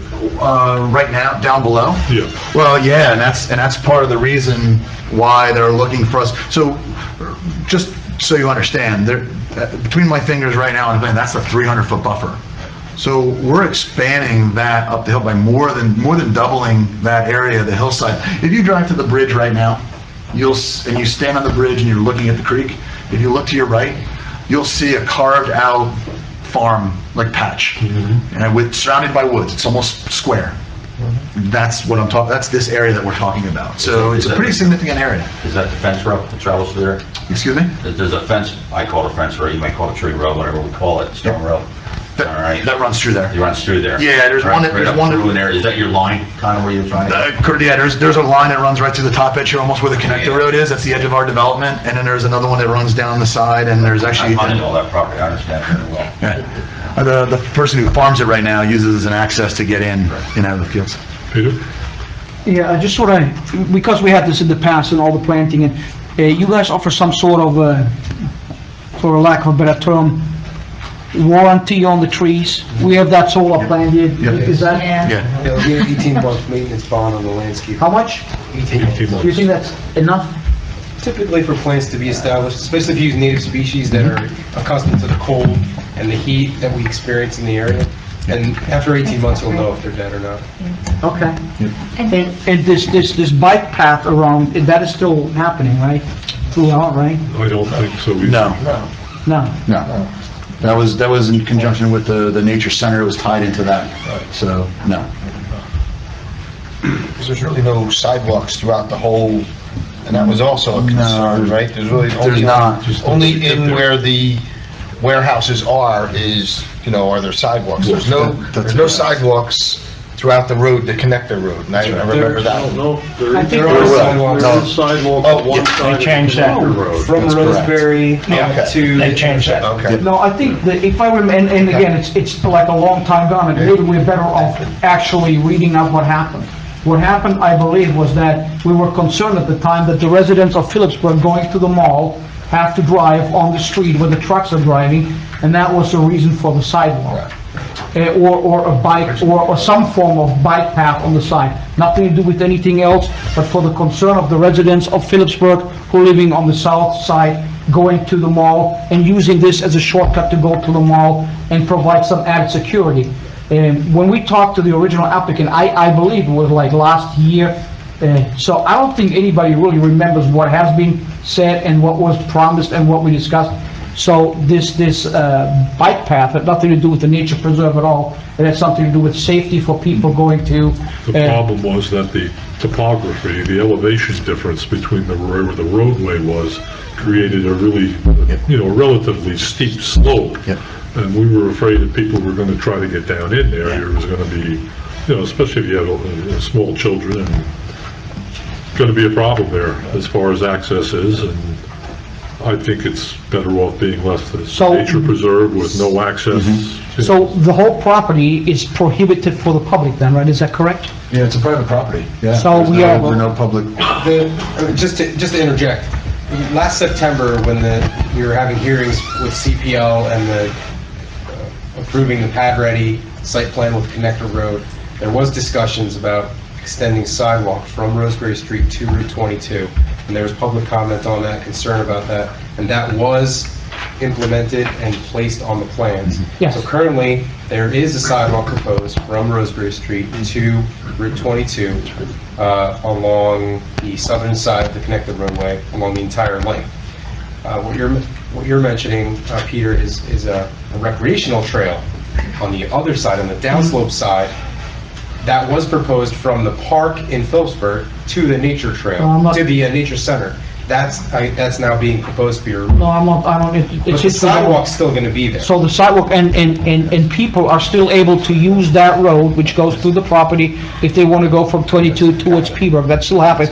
They're still allowed to, right? It's a private property, but they still will be able to do that. But it's not gonna be dedicated to Phillipsburg or to Lopatcong. No, it's- The only portion that is Lock Street's gonna be dedicated and accepted. We don't have to plow it. No, yeah, Brian, I understand. No, but that's what I'm saying, we're dedicated, we don't have to make. I know, I just want to make sure that people are able to and allowed to pass through the property and that there is a walking path besides that main road. That is true. Yes, I believe that's the Thank you. intention. Yeah, that was the intention back in last September. Yeah. Yeah. Thanks, man. I think the problem is that, once you go out on the Route 22, do you really want to put pedestrians out there to get to the mall? No. There's no sidewalks. There's no place to go. There's no place to walk. I'm not sure how that connects to Sycamore, but that was what we You'd discussed. be walking along 22, basically, in the shoulder, which isn't ideal, but people do it. That's gonna happen. It's gonna happen, it happens. But I've never seen a pedestrian win an argument with a Kenworth. So, And then let's make sure that it's not gonna happen. well, They get the license. Just a quick, kind of insignificant question, but, are there going to be, in the frontage, are there going to be a lot of evergreens? Yes. Okay, so we won't Yes. have It's gonna be a full mix. view in the winter and, okay, Yeah, great, it'll be a mix. On top of the berm, it'll be a mix of deciduous and evergreens. okay. Just to, oh, go ahead. No, number 5 you were on. Yeah, number five was the easiest one. They added that in to have us send everything electronically to them for review. That was all, that was it. So, no objection to any of the things, and as you can see, we're already thinking ahead and looking to implement everything from their letter. Last, just all utilities are available. We're working with Aqua Water, working with JCP&L, New Jersey Natural Gas, and we already talked about sewer. So all those are in play as well to bring in adequate services to the site. So, that's, go I was gonna say, that's the end of my direct. The only question I would is, I touched on, there were 2 review letters from Mazer and from Mr. Ritter. The only one comment that I did see that was left, there were 2 comments left in Adam's letter, and one was for discussion. One was related to trash, and the other was traffic. And I'll defer that to Mr. Paragoy. From a trash standpoint, just to go back to A4, there are, on either side near the offices, there are 2 trash compactors. The majority of trash that's being generated by this facility is going to be cardboard waste, so cardboard packed in there, compacted, picked up, on an as-needed basis, but usually it's every, might be a couple weeks at the most, the soonest, sometimes maybe up to a month, depending on how much is put in there. And then normal trash, there'll be a couple trash enclosures near that area that'll just be picked up on a routine basis by a private hauler. It's a small question. Are those compactors screened or fenced or? They're not going to be seen. You've got, first of all, the one that's located closest to Route 22 is well within that screened area as you're driving along the highway, buffered by existing trees that are out there, but then with the significant change in grade, landscaping that's all between there and that enclosure, and if you can't see it, it's this little line right here. It's going to be barely seen at all from the compactor, and the other one's on the back side of the building, so that won't be seen at all. Your dumpsters are going to have something around them now? They'll be screened with landscaping, with all, it'll be right up against the building, so it'll be adequately screened just as much as those are. I have one question for you on the single driveway access to the Building 7 tab. Is there a large elevation difference between where you're coming off of Route 22 and the first curve there to get into your pad area? If you're going eastbound on 22, leave that one up there. I'll leave that up. Yeah, basically, we've... One to pick up this side, and then the other one to pick up the other side. I'm looking for, from a more of an emergency access area. While there is the change in grade, It is very gradual and will not, there's zero impact when we're talking about emergency vehicles getting up there and a hill. I'm not so much concerned with that. What I'm concerned about is having an emergency in that single driveway being blocked. Okay. So, That if we could have something, even if it's, fenced off or gated off, or you don't Secondary want to site use it. access for fire. Yeah. so what would happen, so basically what happens now is you're coming in on that bottom end, right? And you basically are looping right around to go to the other side, the far side, we'll say the 22 side. Yeah. And then you come straight into the other side.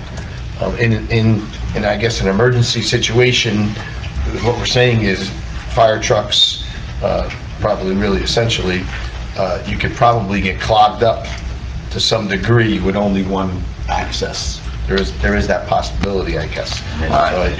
So I guess we're looking, or Gary's looking to additional, even if it's only for emergency purposes only, right by that first event coming in. How about we will agree to this as a condition. I'll speak to your fire and we'll look at options and I'm trying to be able to provide so that, so we're talking about something that just wouldn't be a permanent, it would be sort of like a grass paver kind of thing. It just has like a chain across it, or it's kind of, no one really sees it. They would have to, Okay. they don't have to. We might even have an option to be able to tie that in with the adjacent site on As part of Phillipsburg. phase two. Correct. When you come back, or when you're in Peabody for phase two. Yeah. Maybe in the northwest corner of the site. Yeah. Where you have that Peabody circulation access drive, would add some kind probably, of the Roseberry Street, emergency local access. entrance would have to be 22 coming down, the quickest way to get there, so. Sure. Okay. Yeah, but we can investigate that with Future fire. site plan and extend something. Yes. Okay. Thank you. I do, that's direct on with respect to building 7. I just have to talk about though the initial grading, which I brought up and discussed at the last meeting. So I'm gonna go, Did we already mark that for the last? you know what, I did see that here. Yeah. Mark that as this one A7 again. then. A7. This is not part of this application. So A7 is entitled, and it's changed, actually, it's initial grading plan exhibit, building 7. So the key word there is initial, all right? So we were floating around the term of interim and, not sure how this plays out in the construction. Mr. Malak indicated large project. With a project of this scope, a lot of things need to happen before we even get to the building pad and all those final details that I described. And that starts with this part, which is getting soil moved and creating that pad, leveling that 20 feet from one side, pulling it to the other, getting the wall set, and that's what's indicated in this plan. So just to rehash sort of what I talked about the last meeting and also touched on earlier, there's 2 outside agency approvals required for this, and it's DOT and SCP. We have them both in hand. Both in hand for the temporary access, the temporary basins. Those are on the DOT side, and then for soil conservation when it comes to the disturbance of this land and their review of said basins, including a 3rd basin that's going to be located over on the Phillipsburg side. Those are temporary sediment basins, helping with any soil runoff that may occur. However, SCD is going to force us to put in measures such as silt fence and everything that's required to try and minimize the amount of silt running off the property as those activities begin. So this initial grading plan would also, and I would expect to, from a town standpoint, beyond this board's approval, also have to put up a restoration bond, which has already been discussed with your engineer, which would essentially be, insurance should work stop, should the soil need to be put back, planted, seeded, so that it grows back in a similar form that it is now. That can occur through that bond and using that bond money. So however, are asking for is to not essentially be tied to the other outside agency approvals, such that we are able to perform this work while we're still waiting for things like the FHA approval from DEP, the dam safety approval from DEP, DOT to take place. In those couple months where we expect to get those, we can already be starting to move dirt on this in accordance with this plan. And This will allow us to set the grades essentially just below what we believe the final grades will be for the paving, the pad, such that once all those other approvals are in, if the timing's right, work can start then beginning on doing the final improvements based on what's been done under this initial grading plan. Question, in the relocation of earth, I guess the best way I can put it, it's all going to be remaining on-site and all the transportation of it will remain on-site. We're not going to be trucking anything off on the only two or anything like that? No, the goal here is to have this as be a balanced site. Have a balanced site. Yes, yes, that's the goal, is to keep everything here. Primarily, a lot of the soil is going to get moved over to Phillipsburg, to that side, and not vice versa. So you basically have a whole road going back and forth? Yep, back and forth. I mean, we obviously have a lot that's getting pushed, as I mentioned. I mean, we're cutting here to fill here and create these walls and bring that up and level it. So there's a decent amount that's going to stay here. Any balance of that will move over towards Phillipsburg. Okay.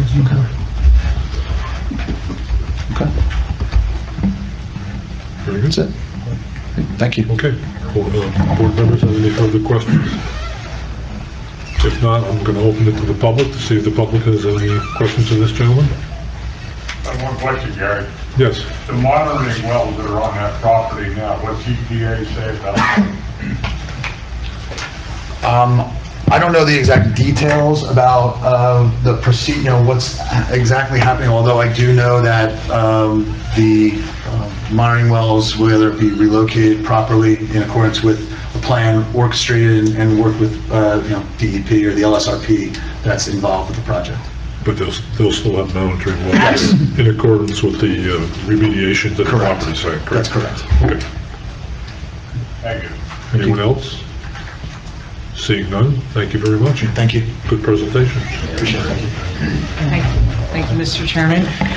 I would like now to call our architect, Michael Baumstark.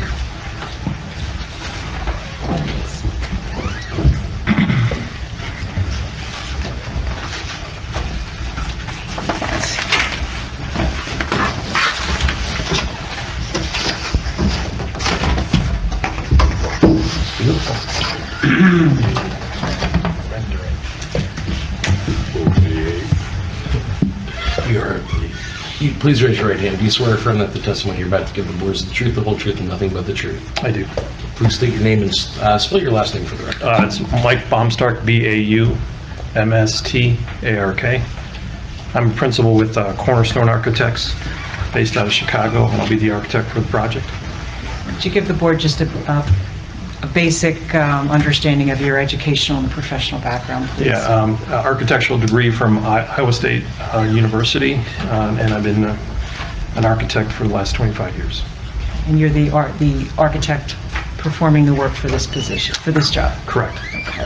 And did you prepare, or under your direction, the renderings that we're going to mark? Yes. And the plan set? Yes. Okay, all right.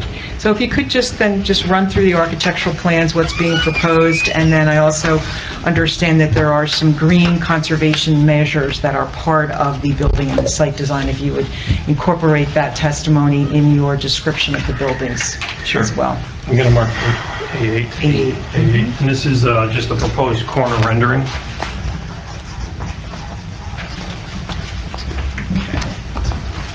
So the buildings will be precast concrete construction for the walls. The main structure will be steel columns, steel beams with joist and metal roof deck. On top of that roof deck, we'll do a rigid insulation, and then on top of that will be a white TPO roof so that we were reflecting any heat that may be coming into the building. The precast walls will be insulated to code, so the roof and the walls will both be insulated to code to keep the box very tight. As it was said earlier, it's a cross-dock facility, so there's dock doors on each side of the building. Those doors will all be insulated. They'll have seals on them, so when the truck backs into the dock, they'll be sealed in so there won't be too much air penetration going into the building. The two corners of the buildings that we're highlighting as the offices, those are the bump outs. That's where we're going to highlight with more glass, higher glass, and then we're going to do this canopy kind of accent just to pop those out. So those are the two corners. around the entire building, we're going to bring in natural light by adding clear story windows throughout on all 4 sides. I'm going to bring up another exhibit, which is basically proposed elevations. I'll call this A9. And basically that's showing all 4 sides, and all these kind of white dots here are the clear story windows, so it's going to bring in a lot of natural light.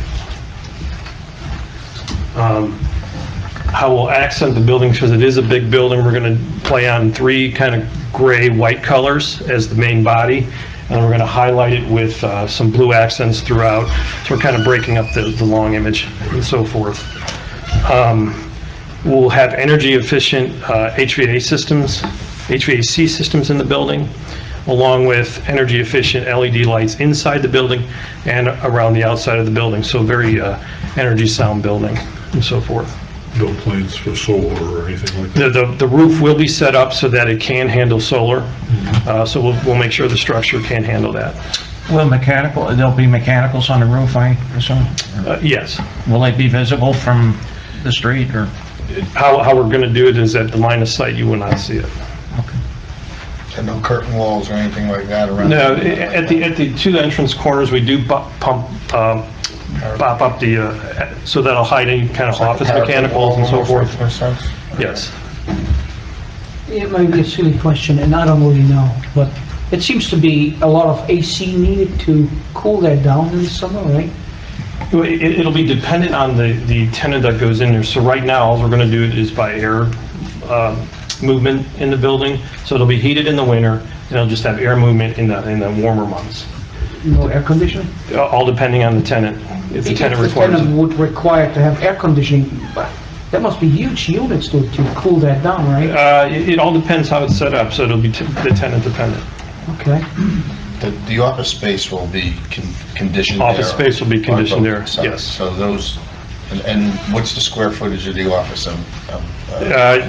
Basically, it could be up to 29,000 square feet, depending on who it So is. the tonnage will be accordingly to that. And another question, and again, they may be silly question, I just don't know, but you just talked about solar panels on the roof, right? And you're the fireman, right? Mm-hmm. How is that being handled in case of a fire with, and that's like almost as large as the sea of solar panels we have there It by. goes back to the warehouse fire down South Jersey with the solar panels on the roof and the access to the roof, and I think the state has maybe made some changes code-wise to that. But Yeah.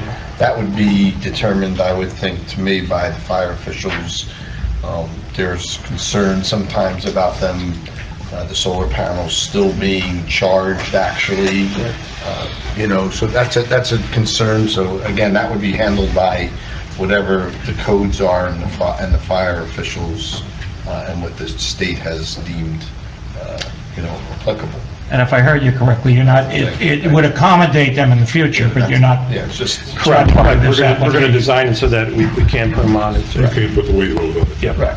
It's load, you're looking for load, actually. Yes. That's all it's- Yeah. So the weight load not only of the solar panels, but also of some HVAC units? Yeah, so that it'll be designed all up front. Now, as the tenants come in, we may have to beef up the structure depending on what their requirement is. Is the HVAC, is that going on the roof? For the main building, it will be, yes. And it will raise will that be extending the roof line? No.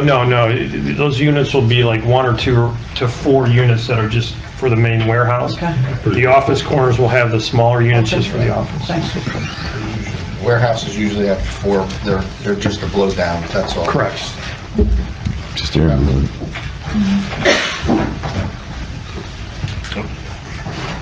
Any questions? Board, any further questions? Does that complete your presentation? Then? I'll open it to the public. Does the public have any questions of this gentleman? Seeing none, thank you very much for your presentation. Thank you, Mr. Chairman. And my last witness will be Craig Paragori, who will just briefly update the board on the NJDOT and answer any questions that the board may have on any of the testimony that you've heard that pertains to traffic. Thank you. To the extent we have jurisdiction. Just repeat it. Lady swear to tell the testimony about the truth, the whole truth, and nothing but the truth. Yes, I do. State your name, spell your last. Sure, my name is Craig Perigoy, Peregoy. So, Mr. Paragoy, you are employed by Dynamic. If you can go through the benefit of your, give the board the benefit of your educational background and your employment history. Sure, I have a bachelor's degree in civil engineering from Virginia Tech, licensed professional engineer in the state of New Jersey. I've been working as a traffic engineer for 18 years now. I appear pretty much every night doing this in front of boards throughout the state. I believe he's acceptable. Thank you. You've I have a been- cousin who will run the nature center too. Oh, no, we gotta watch that. Okay, so you've been working on this project, correct? Yes. And you've undertaken some of your own traffic studies? We have, Traffic yes. analysis. So if you want to, and you've been present tonight and you've heard a number of the questions that the board members have asked with regard to traffic and the traffic control. And the approvals, correct? So if you just, then update the board on where we're at, and if you have any additional opinions from the time that you've issued your latest traffic report, you can give that to the board. Sure. Obviously, in terms of the status of the DOT application, as Mr. Skapinitz pointed out, there's a number of departments that review this. I mean, you have the traffic group, traffic control, bike and pedestrians, and it snowballs into a kind of a long-term review process, but I think we're near the finish line there. As far as what we've done, dynamic traffic, we kind of expanded a little bit the study that was submitted to DOT and presented to you guys by McDonough and Ray. I'm sure Scott Kent will board you with all the technical traffic stuff, so I'll just, give you an overview of what we did and then see where we go from there. What we looked at was all the intersections from Roseberry Street all the way out to Route 22, all the signalized intersections. And the only reason that Scott didn't do that is because he's allowed, based on the DOT criteria, to take credit for what was previously on the property. So there's a difference in traffic generation that dictates what intersections you look at. Based on what's being proposed here, he only had to look at the two at 3rd Street and our site access point, our new signalized intersection. So we sort of expanded his report to look at the rest of those locations. Interrupt you, but you said that from Roseberry Street to Route 22? I'm sorry, to Roseberry 78. Street to Route 78. Along Route 22 to 78, yes. That was, let's see, 1, 2, 3, 4, 5, 6, 7, 8 intersections that we took a look at, including our site access points. And what we found was, realistically, the bottleneck, or sort of the pinch point, was the Roseberry Street and 3rd Street, like that, the corridor right out here. And we were able to come up with some suggestions to optimize both of those intersections. One, the 3rd Street intersection is part of this DOT application, and our recommendations have now been implemented in with what DOT is reviewing. And specifically, that was to provide a left turn phase coming out of 3rd Street. If you leave the building tonight and turn right, you would get a green arrow before the two-way traffic would go. The reason it's not an issue now... I hate to interrupt you, but you're talking about 3rd Street 3rd now? Street and Route 22. Not Roseberry Street. Talking about 3rd Street first. Yes. Yes, good idea. Right now, there's no traffic opposing you when you come out of 3rd Street. Obviously, the park's closed. We're introducing some traffic. That was creating some queuing and some delay on 3rd Street. That's the way to alleviate it. That's what we identified. DOT identified the same thing, and that's what's happening now. That's part of the application. The other intersection that we saw that had some issues, and it's mostly just a signal timing issue, is Roseberry Street. Believe it or not, this will be better for a visual effect. No, Roseberry Street's not. It's off the page. Here's 3rd Street, and here's Roseberry Street off the page, so I guess I didn't have too much. That intersection obviously is a little bit constrained, and we, with or without this project, is constrained, but we were able to identify a way to get rid of any failing levels of service and make that work much better. It's a shift in green time, essentially, a shift sometime from Route 22 to Roseberry Street, both north and southbound. And you can do that because the offset, the synchronization of the signals can be perfected so that Roseberry Street actually improves the Route 22 flow with a little bit less green time. Believe it or not, 3rd Street is the master intersection in this location, meaning all the other signals are time-based off of that one intersection, which I was surprised because it's not as big of an intersection as Roseberry Street, but that's the master intersection. So obviously, this is something that has to be presented to DOT. They're not just going to go out there and do it. but it's something that we're willing to put forth to them, see if it can happen. My suspicion is they're going to say, wait till this is up and running and then show us that that's happening.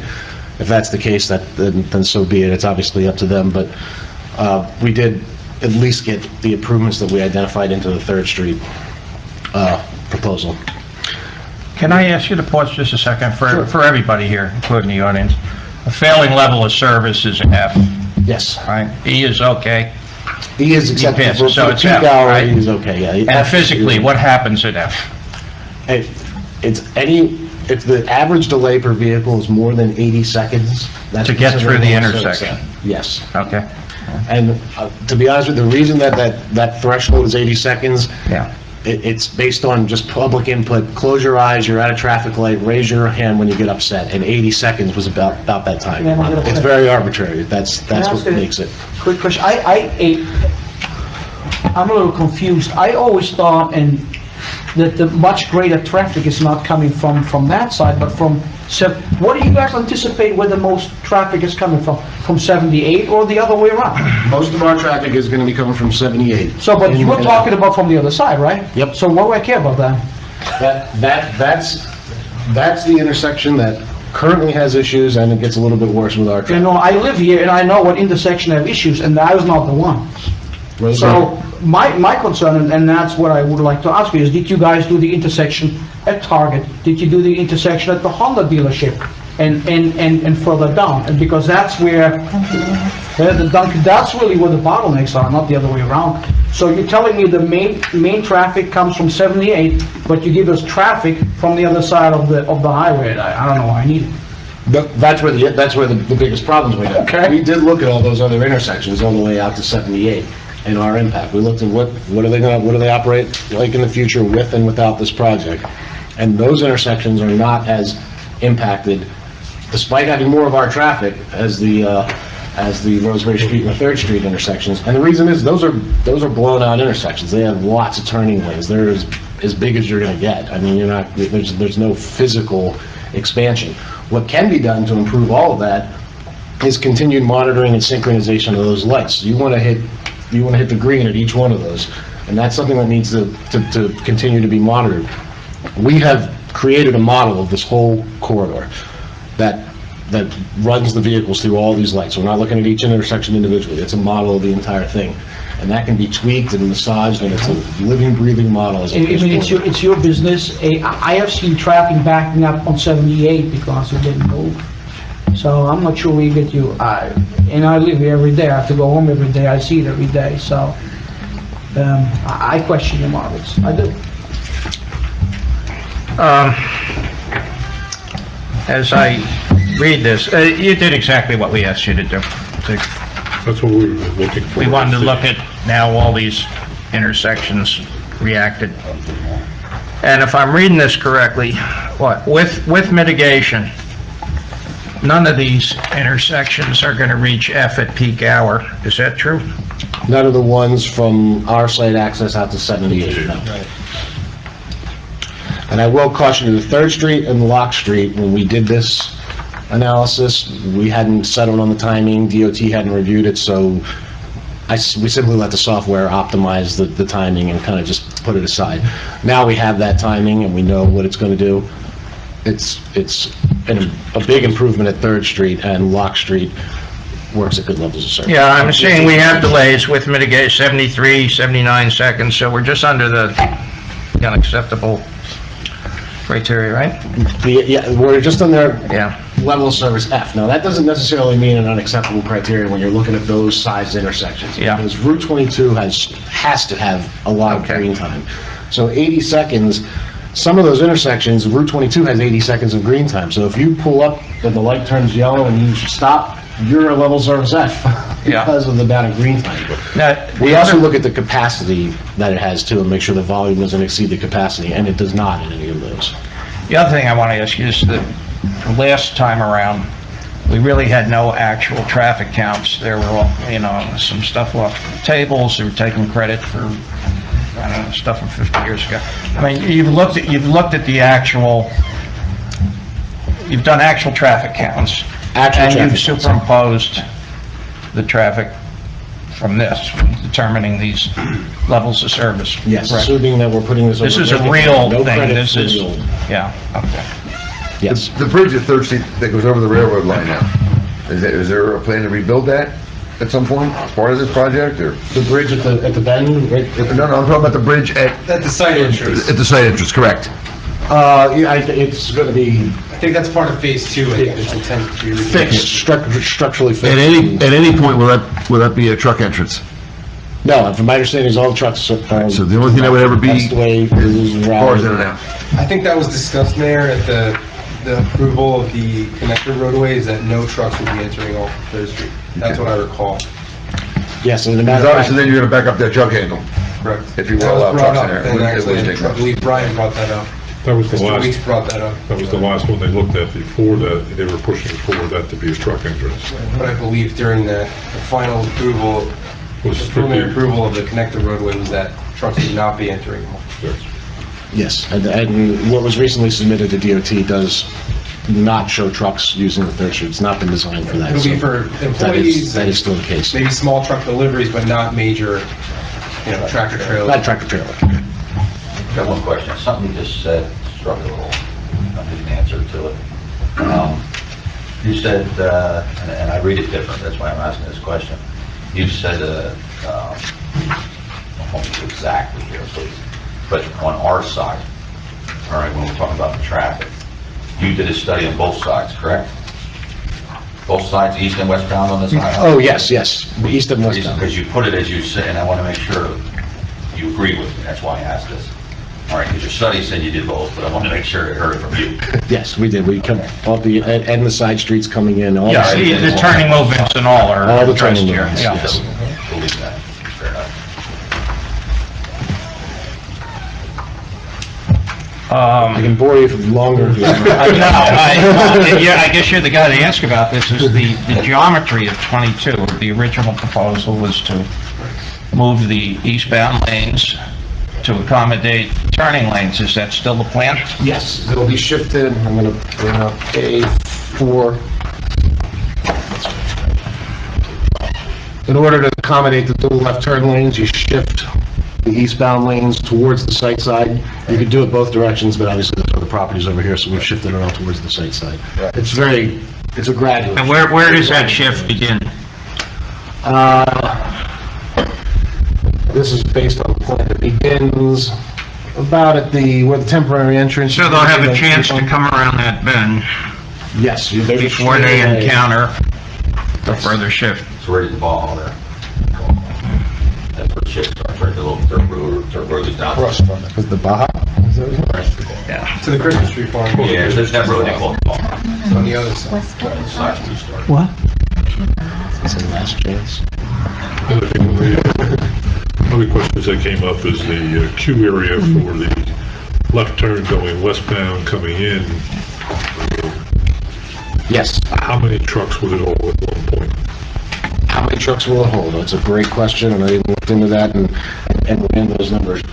If you're talking the largest truck, 73-foot 70-foot long truck, you can fit 4 in each lane, so 8 of them could stay there. Do you anticipate, I know it's tough to do, but The queue length projections, the 95th percentile queue length that my calculations do, which includes trucks and cars, it calculates it in feet, it's a mathematical calculation. Essentially 95% of the time the queue will be less than this number. And that westbound left turn lane, it's 138 feet in the morning peak hour and 71 feet calculated in the evening. So it's supposed to be 2 lanes? Yeah. It's 2 lanes, and that's the longest in either lane. There are 300 feet available. There seem to be a residents in the area were concerned about that. And that's one of DOT's biggest things. The storage lanes have to accommodate it. That's my biggest concern. Did that take into consideration, I mean, I don't know, I could be wrong, I just see a growing number of Phillipsburg residents making that left-hand turn to cut over through Center Street. That took it out into consideration. Yeah, that's called, and it's come up recently in another project I was working on, and it was called induced traffic. I don't know if this term came from this, but DOT has gripped onto it and used it here, and they've made them look at, made the traffic study that Scott kind of looked at that. Well, thank you very much. Just a lot more information we had on the overall traffic area study that we were requesting. So, thank you very much. Any further questions? Yeah. I'll open it to the public. John? Could you come up, John, please? My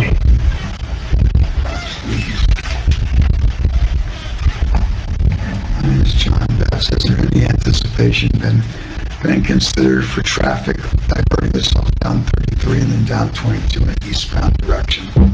This is in Pennsylvania. Is that an interstate highway thing? We would have to deal with that, or? Yeah, I mean, the study area for this doesn't extend.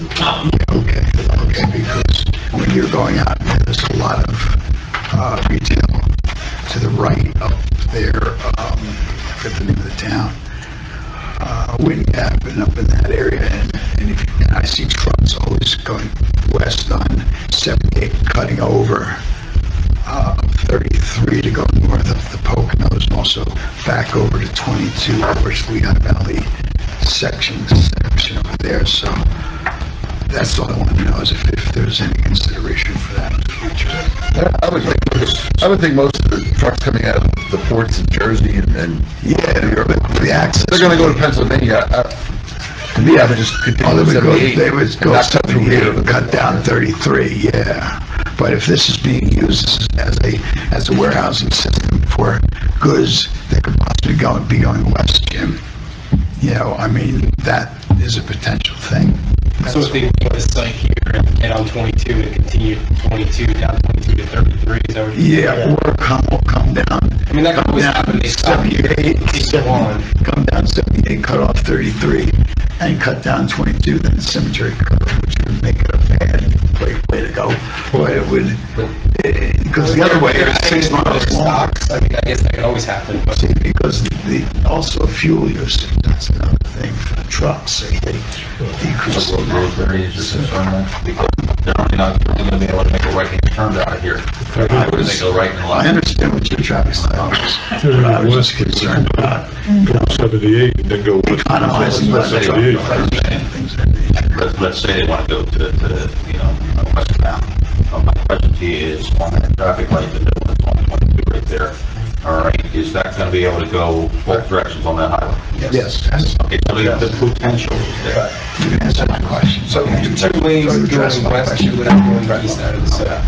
So I think the concern is that, you know, I think our interpretation, and I think the interpretation of even the way it's always been directed at us, is that everything's going to come in from 78 and then go back out to 78. We never really think about it coming from Pennsylvania in, being a stopping point, and then continuing on to New York City.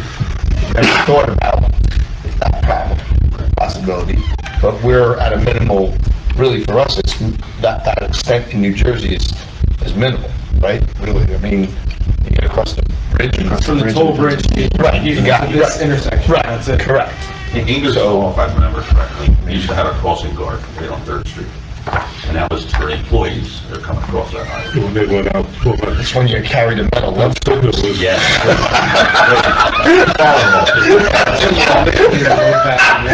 And I remember those guys, because I carried a metal lunchbox once. that signal was installed and paid for by Ingersoll Rand. They operated, they still paying the power on it, I believe, aren't they? I think they might be, yeah. So, Wait, I'm sorry. You did the modal splits here. I mean, you applied some logic to what's coming from where and what's going where, right? Yeah, actually, the DOT requires in the Montana race that a gravity model and population densities, and there's a lot. And that's, I mean, you're hearing a lot of different things here, but I mean, how was your estimates based? How were they based? The vehicles, the passenger cars are based on population centers for where employees are going to come. The truck distribution was 80% this direction and 20%. Yeah, I think that makes sense.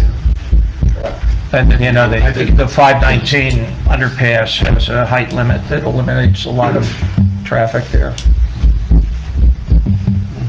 From interchange 4 on 78 going westbound, you have choice of going on 22 or continuing on 78, and then just coming around and joining back together again out in Pennsylvania. Yeah. So if you're coming in from Ohio or wherever you're coming from, you're probably going to stay on 78. If you have to make deliveries up into the Whitehall Mall and stuff like that, you're probably going to hit 22 and get to the local roads easier that way. But for through traffic or destination traffic at this building, you'd probably want to stay on 78. And I think logistically, either way you want to go, you want to get back to 78. Because logistically, going through Cemetery Curve and, you know, navigating that in a tractor trailer is probably not, you know, your best way to go. You want to get to the end. We can't look at it though, no, you gotta look at it in a perspective like he's put it. All right, the odds are you're gonna have some going west on 22, all right? It's proven it's gonna happen. Yeah, I'm not saying that. Right? I mean, as a fact, I think, what, 20%? 20%. So the odds are, you're gonna have, minimum.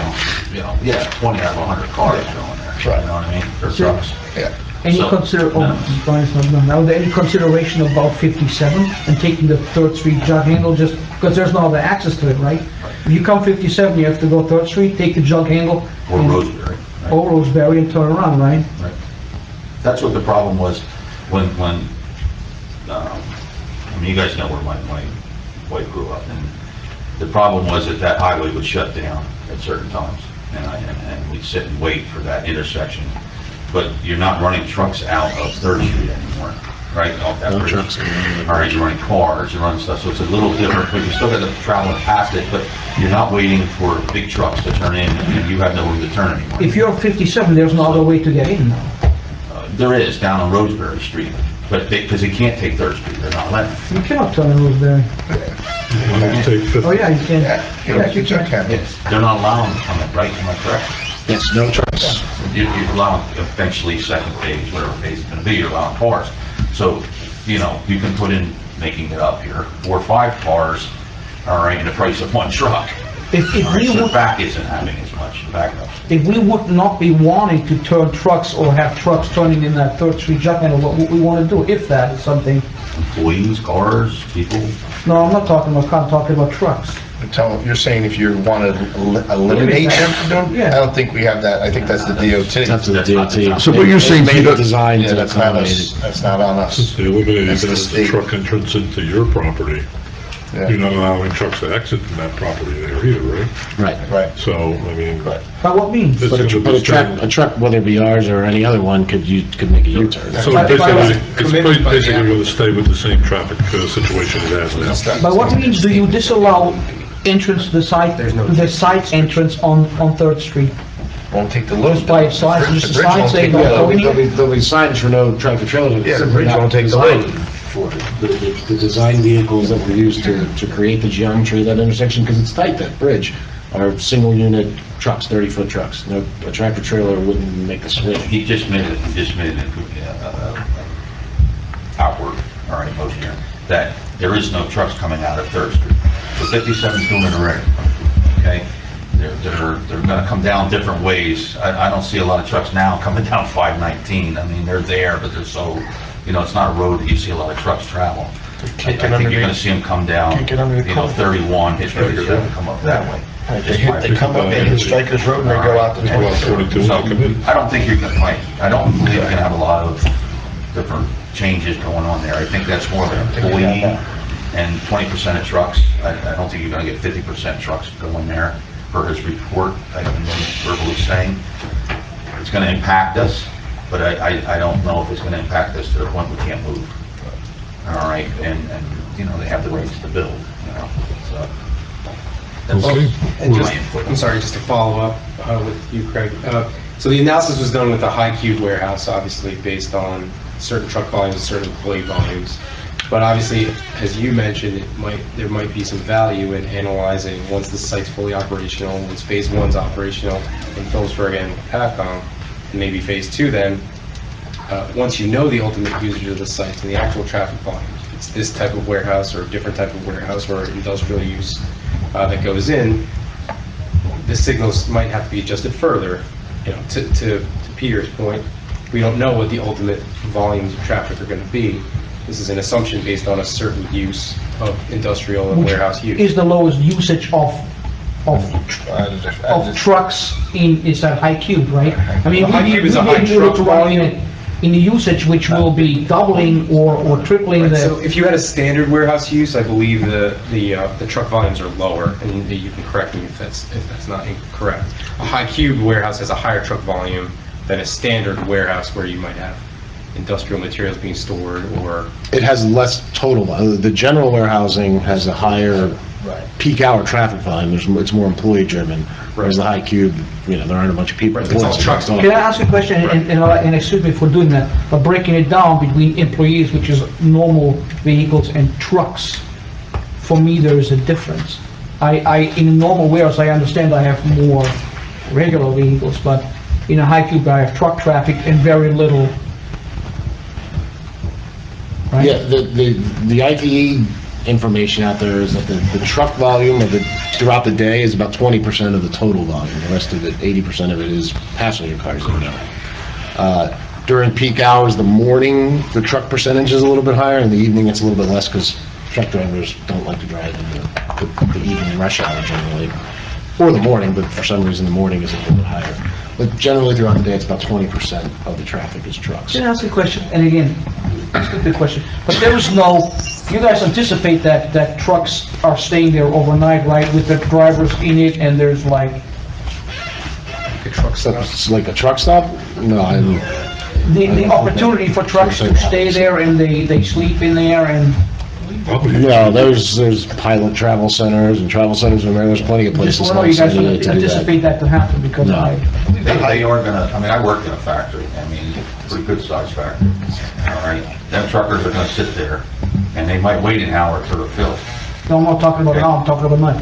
Overnight. Talking, they're gonna round the clock this thing. There was a turnaround in the high cube warehouse. There was a turnaround on how long they would be, docked, like, for unloading, and the turnaround. Used to take us a half hour to load a truck.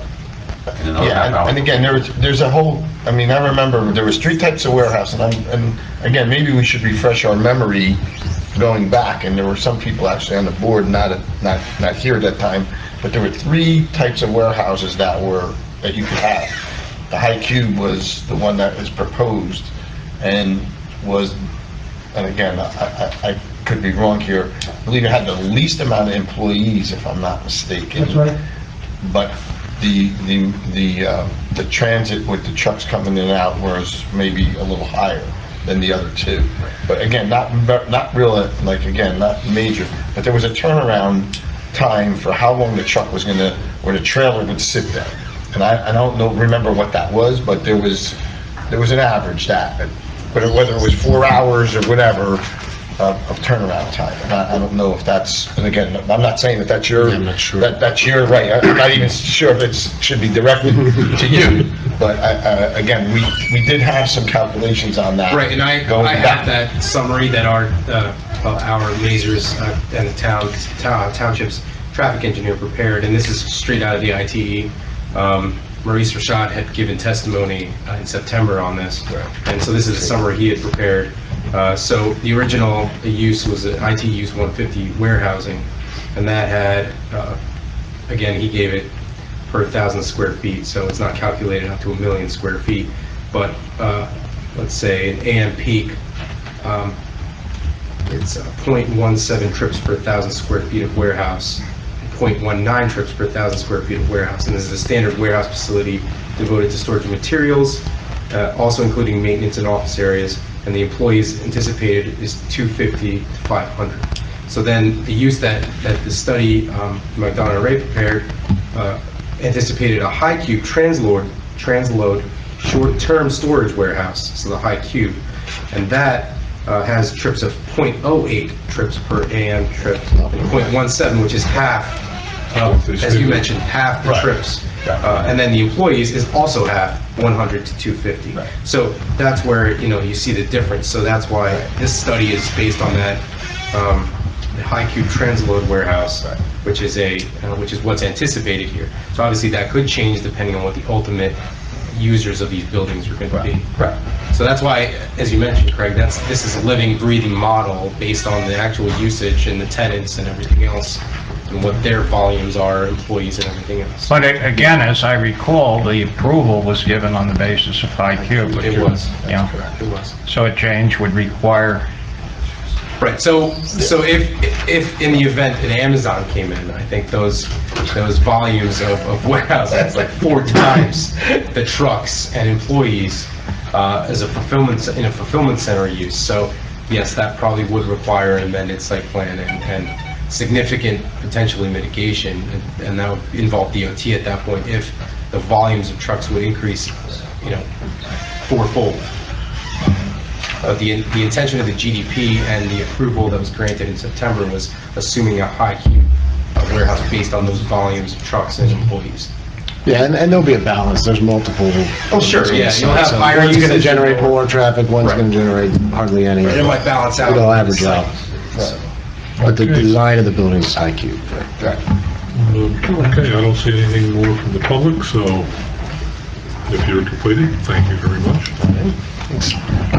Thank you. That does conclude our presentation this evening. I would like to just give a brief conclusion. You've heard a lot of information tonight. I think it should be evident from the testimony and the materials presented that this is a developer and an applicant who is eager to begin. We supplied the additional traffic information that was requested, and we hope that the board appreciates that, and I know you do.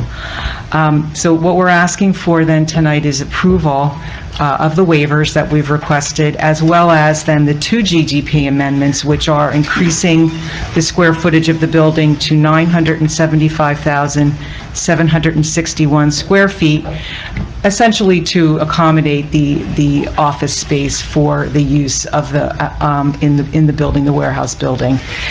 And the second one is to remove the nature center. The board was pretty clear in that, and I think the benefits of removing that, especially given the Highlands comments, are really substantial for the municipality to keep that in a more natural state. We are also seeking preliminary and final approval for Building 7, which also includes the final approval for the connector road. Those approvals would be conditioned, of course, on obtaining outside approvals. Finally, we are seeking the initial grading approval for us to do the initial grading that was discussed by both Mr. Milonic and Mr. Skapanitz, to do the initial grading so that we can start to at this time of year to start really preparing the site, and that would be upon the submission of a restoration bond and a pre-construction meeting with your township engineer. The conditions, if the board is hopefully inclined to grant the approvals, the conditions that I have noted would be that the applicant would consult with the fire official or the other appropriate fire personnel to look at some kind of an emergency access for fire on the site, that there would be landscaping that would be provided as set forth in Mr. Ritter's report and consistent with the Highlands conditions, and then again that the restoration bond would be provided for the interim grading. Mr. Bryce, if you have other conditions, then I can certainly... It would still be, I think, ultimately subject to the financial agreement with the township and the pilot. as one of the outside approvals. And all of the conditions noted in the preliminary approval, so. Correct. Any agreements for the maintenance of the stormwater features on site would have to be established. We had a whole number that were in the preliminary approval that we carried forward to the final approval. Correct. I would say Haven't yet been addressed. anything that's not inconsistent with this, anything in the preliminary approval that's not inconsistent with this approval would, of course, carry forward. Correct. But again, we humbly request the interim grading so that this applicant, as I've said, is someone who is eager to start, and this is the time of year to do it. So we would ask that that be specifically permitted, of course, with those two conditions of the restoration bond and the pre-construction meeting. Let me just ask, so you want to do the grading regardless of finalizing the pilot? I think it's close, but yes, it is. Yes, it is. I know where it is, but Yeah. I'm asking, is that a condition of moving dirt? We're asking that it not be. We're asking that it not be, because even if the timing is the introduction of an ordinance and then the period to advertise it and then the public hearing on the ordinance and then the publication of the ordinance, we're into September. And you don't want to wait for that, you want to Yeah. go yes, move we dirt? would. Mhm.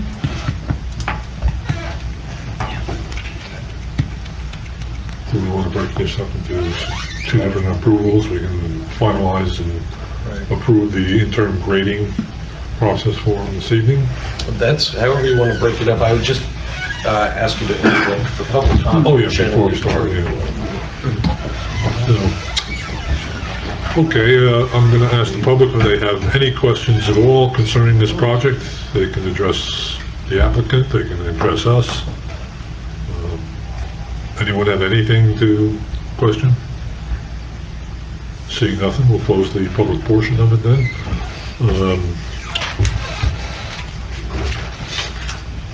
Would you like to vote on the interim grading plan first? Break it up that way, let them go there, and then we'll revisit the final and preliminary and the final site plan approval for pad 7. Pardon? Yeah. So. Yes, that would be at the pleasure of the board, of course. I don't know where the financial agreement stands. Of course, the mayor and council president would be aware of that. Again, what I'll say is, I don't want to be under all this pressure to get that done. I don't want to rush that. On the other hand, I really don't want to hold these folks up as far as grading. So my own feeling is if we could do something that lets them proceed and there's some protection that it'll come to a successful completion, or if it's abandoned, it's, We're still covered by made the whole. bond, right? We're still covered by the bond. I would just as much let them proceed with grading. And we can condition this approval of the initial or interim grading that no other work outside of what's depicted on the initial or interim grading plan prepared by Dynamic be completed until all of the outside agency approvals and, of course, the financial agreements finalized with the township. Yeah, does that work for everybody? The applicants. Works for me. Yeah, that's. Does it work for the applicant? Amenable to that. That would work, I'm sure. Okay, I'll entertain a motion to approve the interim grading plan. I'll make that As motion. You know what? I think this will be your motion, or whichever motion. It would be a motion to approve the second amended general development plan, to approve the building size and the elimination of the nature center, and making the secondary motion to approve amended preliminary and final site plan approval with pre-noted conditions, permitting initial grading limited to no other work outside grading plan as approved, and the granting of the 2 waivers. And that can all be done with one resolution. So then the preliminary final for building 7 would be held until They complete the pilot program and get all the outside approvals as far as the DOT and stuff like that is concerned. which all should be coming soon. Would that be acceptable to the, any objections to that? If not, I'll entertain a motion to, I'll make that motion as Mr. Bryce read it. Close it. I'd like to second. A second. second. Roll call, Beth, please. Yes. Members Wachowski, Abstain. Breyer, Yes. Schneider, Just a question, do I need to abstain from anything for tonight since I was not here last month? No, I this don't is a believe so. fresh This is a fresh It's, application. okay, thank you. Yeah, as much as I hate to see the last cornfield on Route 22 gone, yes. Yes. Mayor Mangucci, Yes. Vice Chairman Fishback, Yes. Chairman Van Fleet, Yes. Steinhardt, Yes. Meyer. Thank you very much. It's a nice presentation. I guess just one one item that Planner Ritter and I were discussing, if you want to. Yeah, just so we understand, the board tonight approved the interim grading plan, the waivers, the approval for building 7. I would assume that what has occurred this evening is the applicant will make the changes as per their agreement to Mr. Sturban's letter, mine, and the Highlands. Those drawings will be resubmitted to us so that we can shorten the letters and then approved by the board. Hopefully. With as few conditions as we can make. On building 7, everything else is being approved. Has been approved. Right. In other words, Yeah, I mean, we submitted a... So we will resubmit, we will definitely, we are going to resubmit plans to take care of the comments, as I mentioned. We're going to agree with your letter, and the conditions that have been imposed by the board. Those plans will be submitted back in and ultimately require final sign-off, right, by you upon review. Right? Sure. Yeah. It doesn't have to come back to the board. Well, the question I have is whether the board actually wants to see the final set of plans for building 7 that includes all the... Because we're not at the resolution compliance stage, let's say, for that. Yes, I would like to. You actually see what's being Yes. executed in terms of the additional landscaping, meeting Paul's comments, and the Highlands, what that final plan is. Yes. And then Yes. you approve it. Well, And then what our letters would be is hopefully very short, any conditions that would go with it. I would say that that's customary, and that'll go very quickly. Well, that's my feeling too, but I do think the board, well, I'll defer to you, obviously, it's your opinion, but I would think you would, because there is a fair amount of changes both in landscaping, what they're going to do out there that you might want to take a look at. It is a 70 million plus project. I don't want to, rush this. They want to get moving dirt. I think we've done that tonight. Yes. We've accommodated them on answering a number of the waivers and so on. And I think for the final, on, the building, final site plan, they really should come back. Well, that's just my question. Yeah, they already are coming back by subdivision. So just, Mr. Chairman, if I'm clear, the board granted final site plan approval for Building 7, but because of the nature... I thought for Building 7 or for the connector? For everything? Yeah. For everything. Yeah, Okay. but I think my understanding from what I'm hearing is that given the Highlands comments and given the comments from both professionals, that they were substantial enough that the board still would like to have some Well, that's the additional question we're input. putting to the board. Yeah, What's the I'm board- just trying to understand, because I appreciate that, because, frankly, there's sometimes when that would have held things up, and we appreciate you granting it. But I guess the question would then be, well, what happens if you don't like? We have to make sure that we're compliant with what you're asking for. And I think we indicated that we would be, and the Highlands is consistent with, we're going to be consistent with the Highlands. So. Maybe just procedurally, if I could ask a question, if you don't mind. So in this town, in the township here, with any project, you granted the motion, and obviously you were granted preliminary and final approval, including the initial grading plan. Understand the changes that need to be made, and certainly in any process that I've gone through, we will take care of the revisions, we resubmit the revised plans, your professionals review them to ensure they concur with their response letters, and also to make sure that they concur with the conditions that were, other conditions issued this evening.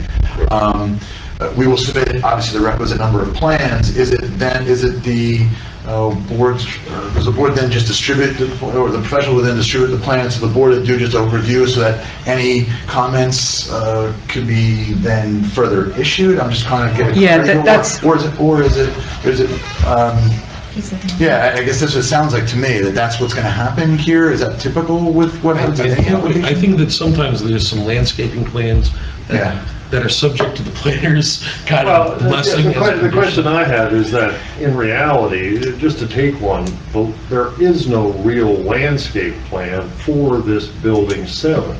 The one that we have submitted has about 12 trees on it. That's it. What's being proposed is a considerably more detailed and extensive landscape plan. I don't know if you want to see it as part of what is being done here on the plan, and also because they're going to do various green improvements, there's going to be changes to the piping systems, the stormwater systems. I don't know if that amounts to anything that the board would be interested in, but it's a question of just what you want to see come out of this before we basically grant them carte blanche to go and let me run and you have no look at it. Yeah, I mean, in general, the way my experience, and I'm sure Mr. Scapinet's experience, is that once you grant the approval, you're really giving the authority to your professionals. Well, I agree. I'm just to trying to do figure out that. what But happened here. If is they it- did approve building 7, if they did, then I think that was the agree with you. confusion. That's the question I have. The confusion So is was, did we grant final approval for the connector road and hold off? Because that's what I thought Councilman Pryor and I thought that's where we were headed. And we were holding off on building 7 until the... Yeah, and maybe it's my fault for not fully understanding. That's what I thought you said. Yeah, I mean, we still saw, a pad site with grading on it. We didn't see a lot of the final gingerbread. So the mechanism of what was actually approved is at question. And I'll have to go back to Mr. Bryce and... Yeah, my assumption was that you wanted to actually approve amended preliminary and final site plan approval for not only the connector road, but for building 7. Yeah. The whole kit and caboodle, so to speak. And allow them as part of that, in a limited basis, to undertake certain site grading for the connector road, access, and for the pad, but nothing beyond that. I don't want to unwind this over small stuff. I mean,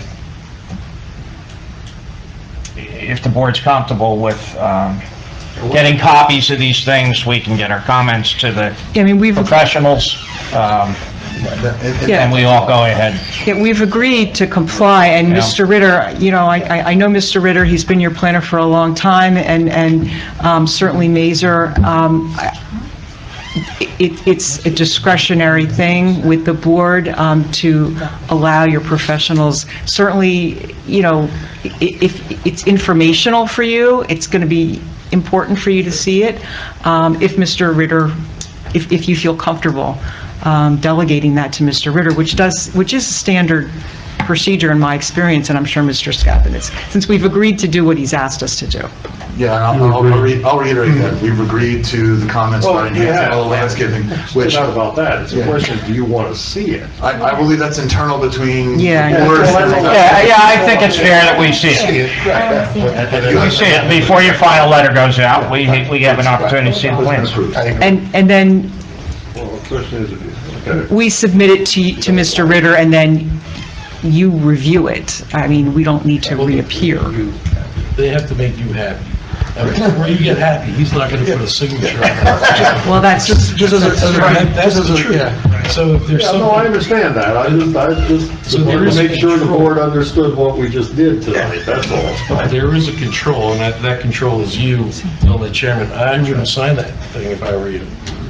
All right. Yeah. Because your As long as conditions... if the board's comfortable, I'm comfortable. It's But the certainly question if you saw want to something see. that was glaring on this Yeah. final plan, you'd be brought to the attention. But the condition was, for example, a landscaping plan, and I think some of the board members here would like, to look at that and give George their input, right? Well, That input may be dismissed, it may be impractical, but they have a chance to see it. It's a question of what you want to see. I don't have a problem reviewing it, obviously. Paul does not have a problem reviewing. I'm saying whatever they submit to you, the board gets a copy of. Well, that's fine. And the board has a chance to send a comment But to. it's not going to be you're not going to see see it? It's just gonna be a list, correct, that you would be Well, no, they do a receiving? landscape, they'll do a detailed landscape plan that will show the placement of the plants, the type of plants, the size of the plants. Okay, so They'll you're go gonna see through a that landscape plan process. with all the circles and what's going And it's just a question of, you know, when I look at it, you may have a different perception of what you thought was getting done than I did, that's all.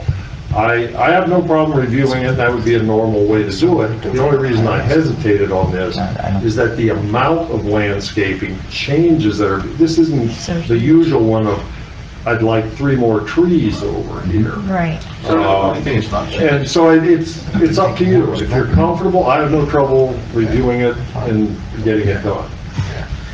I just wanted to make sure you understood that what you approved. No, I think, George, we have a couple of people who want to see it, and I think that's what it is, so it's not that we don't trust your judgment, but... That's, I mean, he's just saying there's such a substantial amount of change, it's not a couple of things, and that just to visualize it is probably a little bit hard for us to actually visualize that many plantings more than what it was. When I make my resubmission, which I typically do, I don't submit it direct to George or Adam. I'm submitting it to the board and copying them, and that way saying with a breakdown of everything that's been addressed. So I'll break down all the letters that have been issued, noting all the changes that have been made and how they've been made. And the board will have every opportunity to review those and comment to Mr. Ritter, and to Adam, as far as, Wouldn't do they, the appropriate at the end? stipulation be that the approval is also subject to another condition, that the resubmitted landscaping plan shall be satisfactory to both the planner and to the board? Yeah, I mean, but my only concern was with that is how are we going to get confirmation that it's acceptable to the board? Will be basically through a letter through George. Okay, And the sign off on the plat. okay. I mean, landscaping is so far down the road anyway. Yeah, I mean, Right? and that's, It's not It's not anytime soon. well, no, but that's, but the plans have to be satisfactory to the board for the chairman to sign anyway, because, so, I agree with that's fine, I think that we should works. See what's going on, I think we should see it, it's a big project. That works. It's not a big deal, we trust, George, and it's just, we give our input on it, right? Just correct visual. Go from there, it's not a... About the expertise.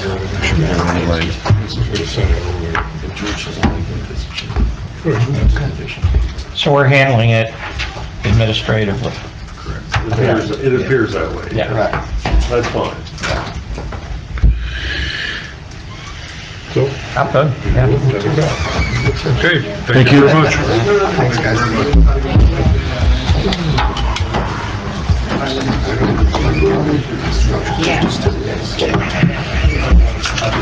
He wants to do it before the conditions. I mean,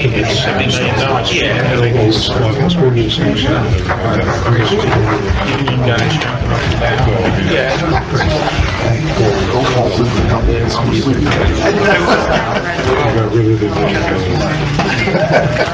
Got rid of the nature center. Nature center walking around the trail. Guys, right? Now the rat travels. It's not walking. It's like great horse sitting. Horse sitting in the road. We're gonna have this on. The rat travel for less. Ours is put it in the back of the truck. We have this little flat skid mounted to the back of the truck and we can drive it around.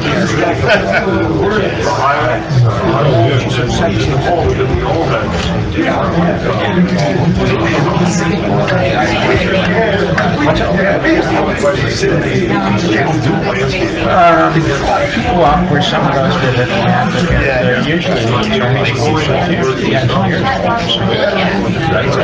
And they should have. Take a look at it.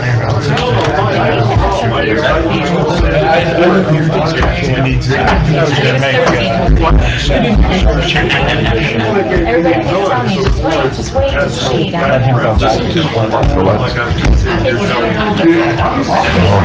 right. The stuff they do. It does end. It does end.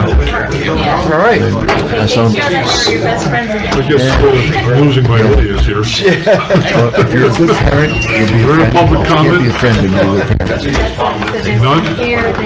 Public comment closed, I'll entertain a motion to adjourn. There's a fire lane with a happy and fearful. All those in favor? Aye. Opposed? Say aye. They must have a fear.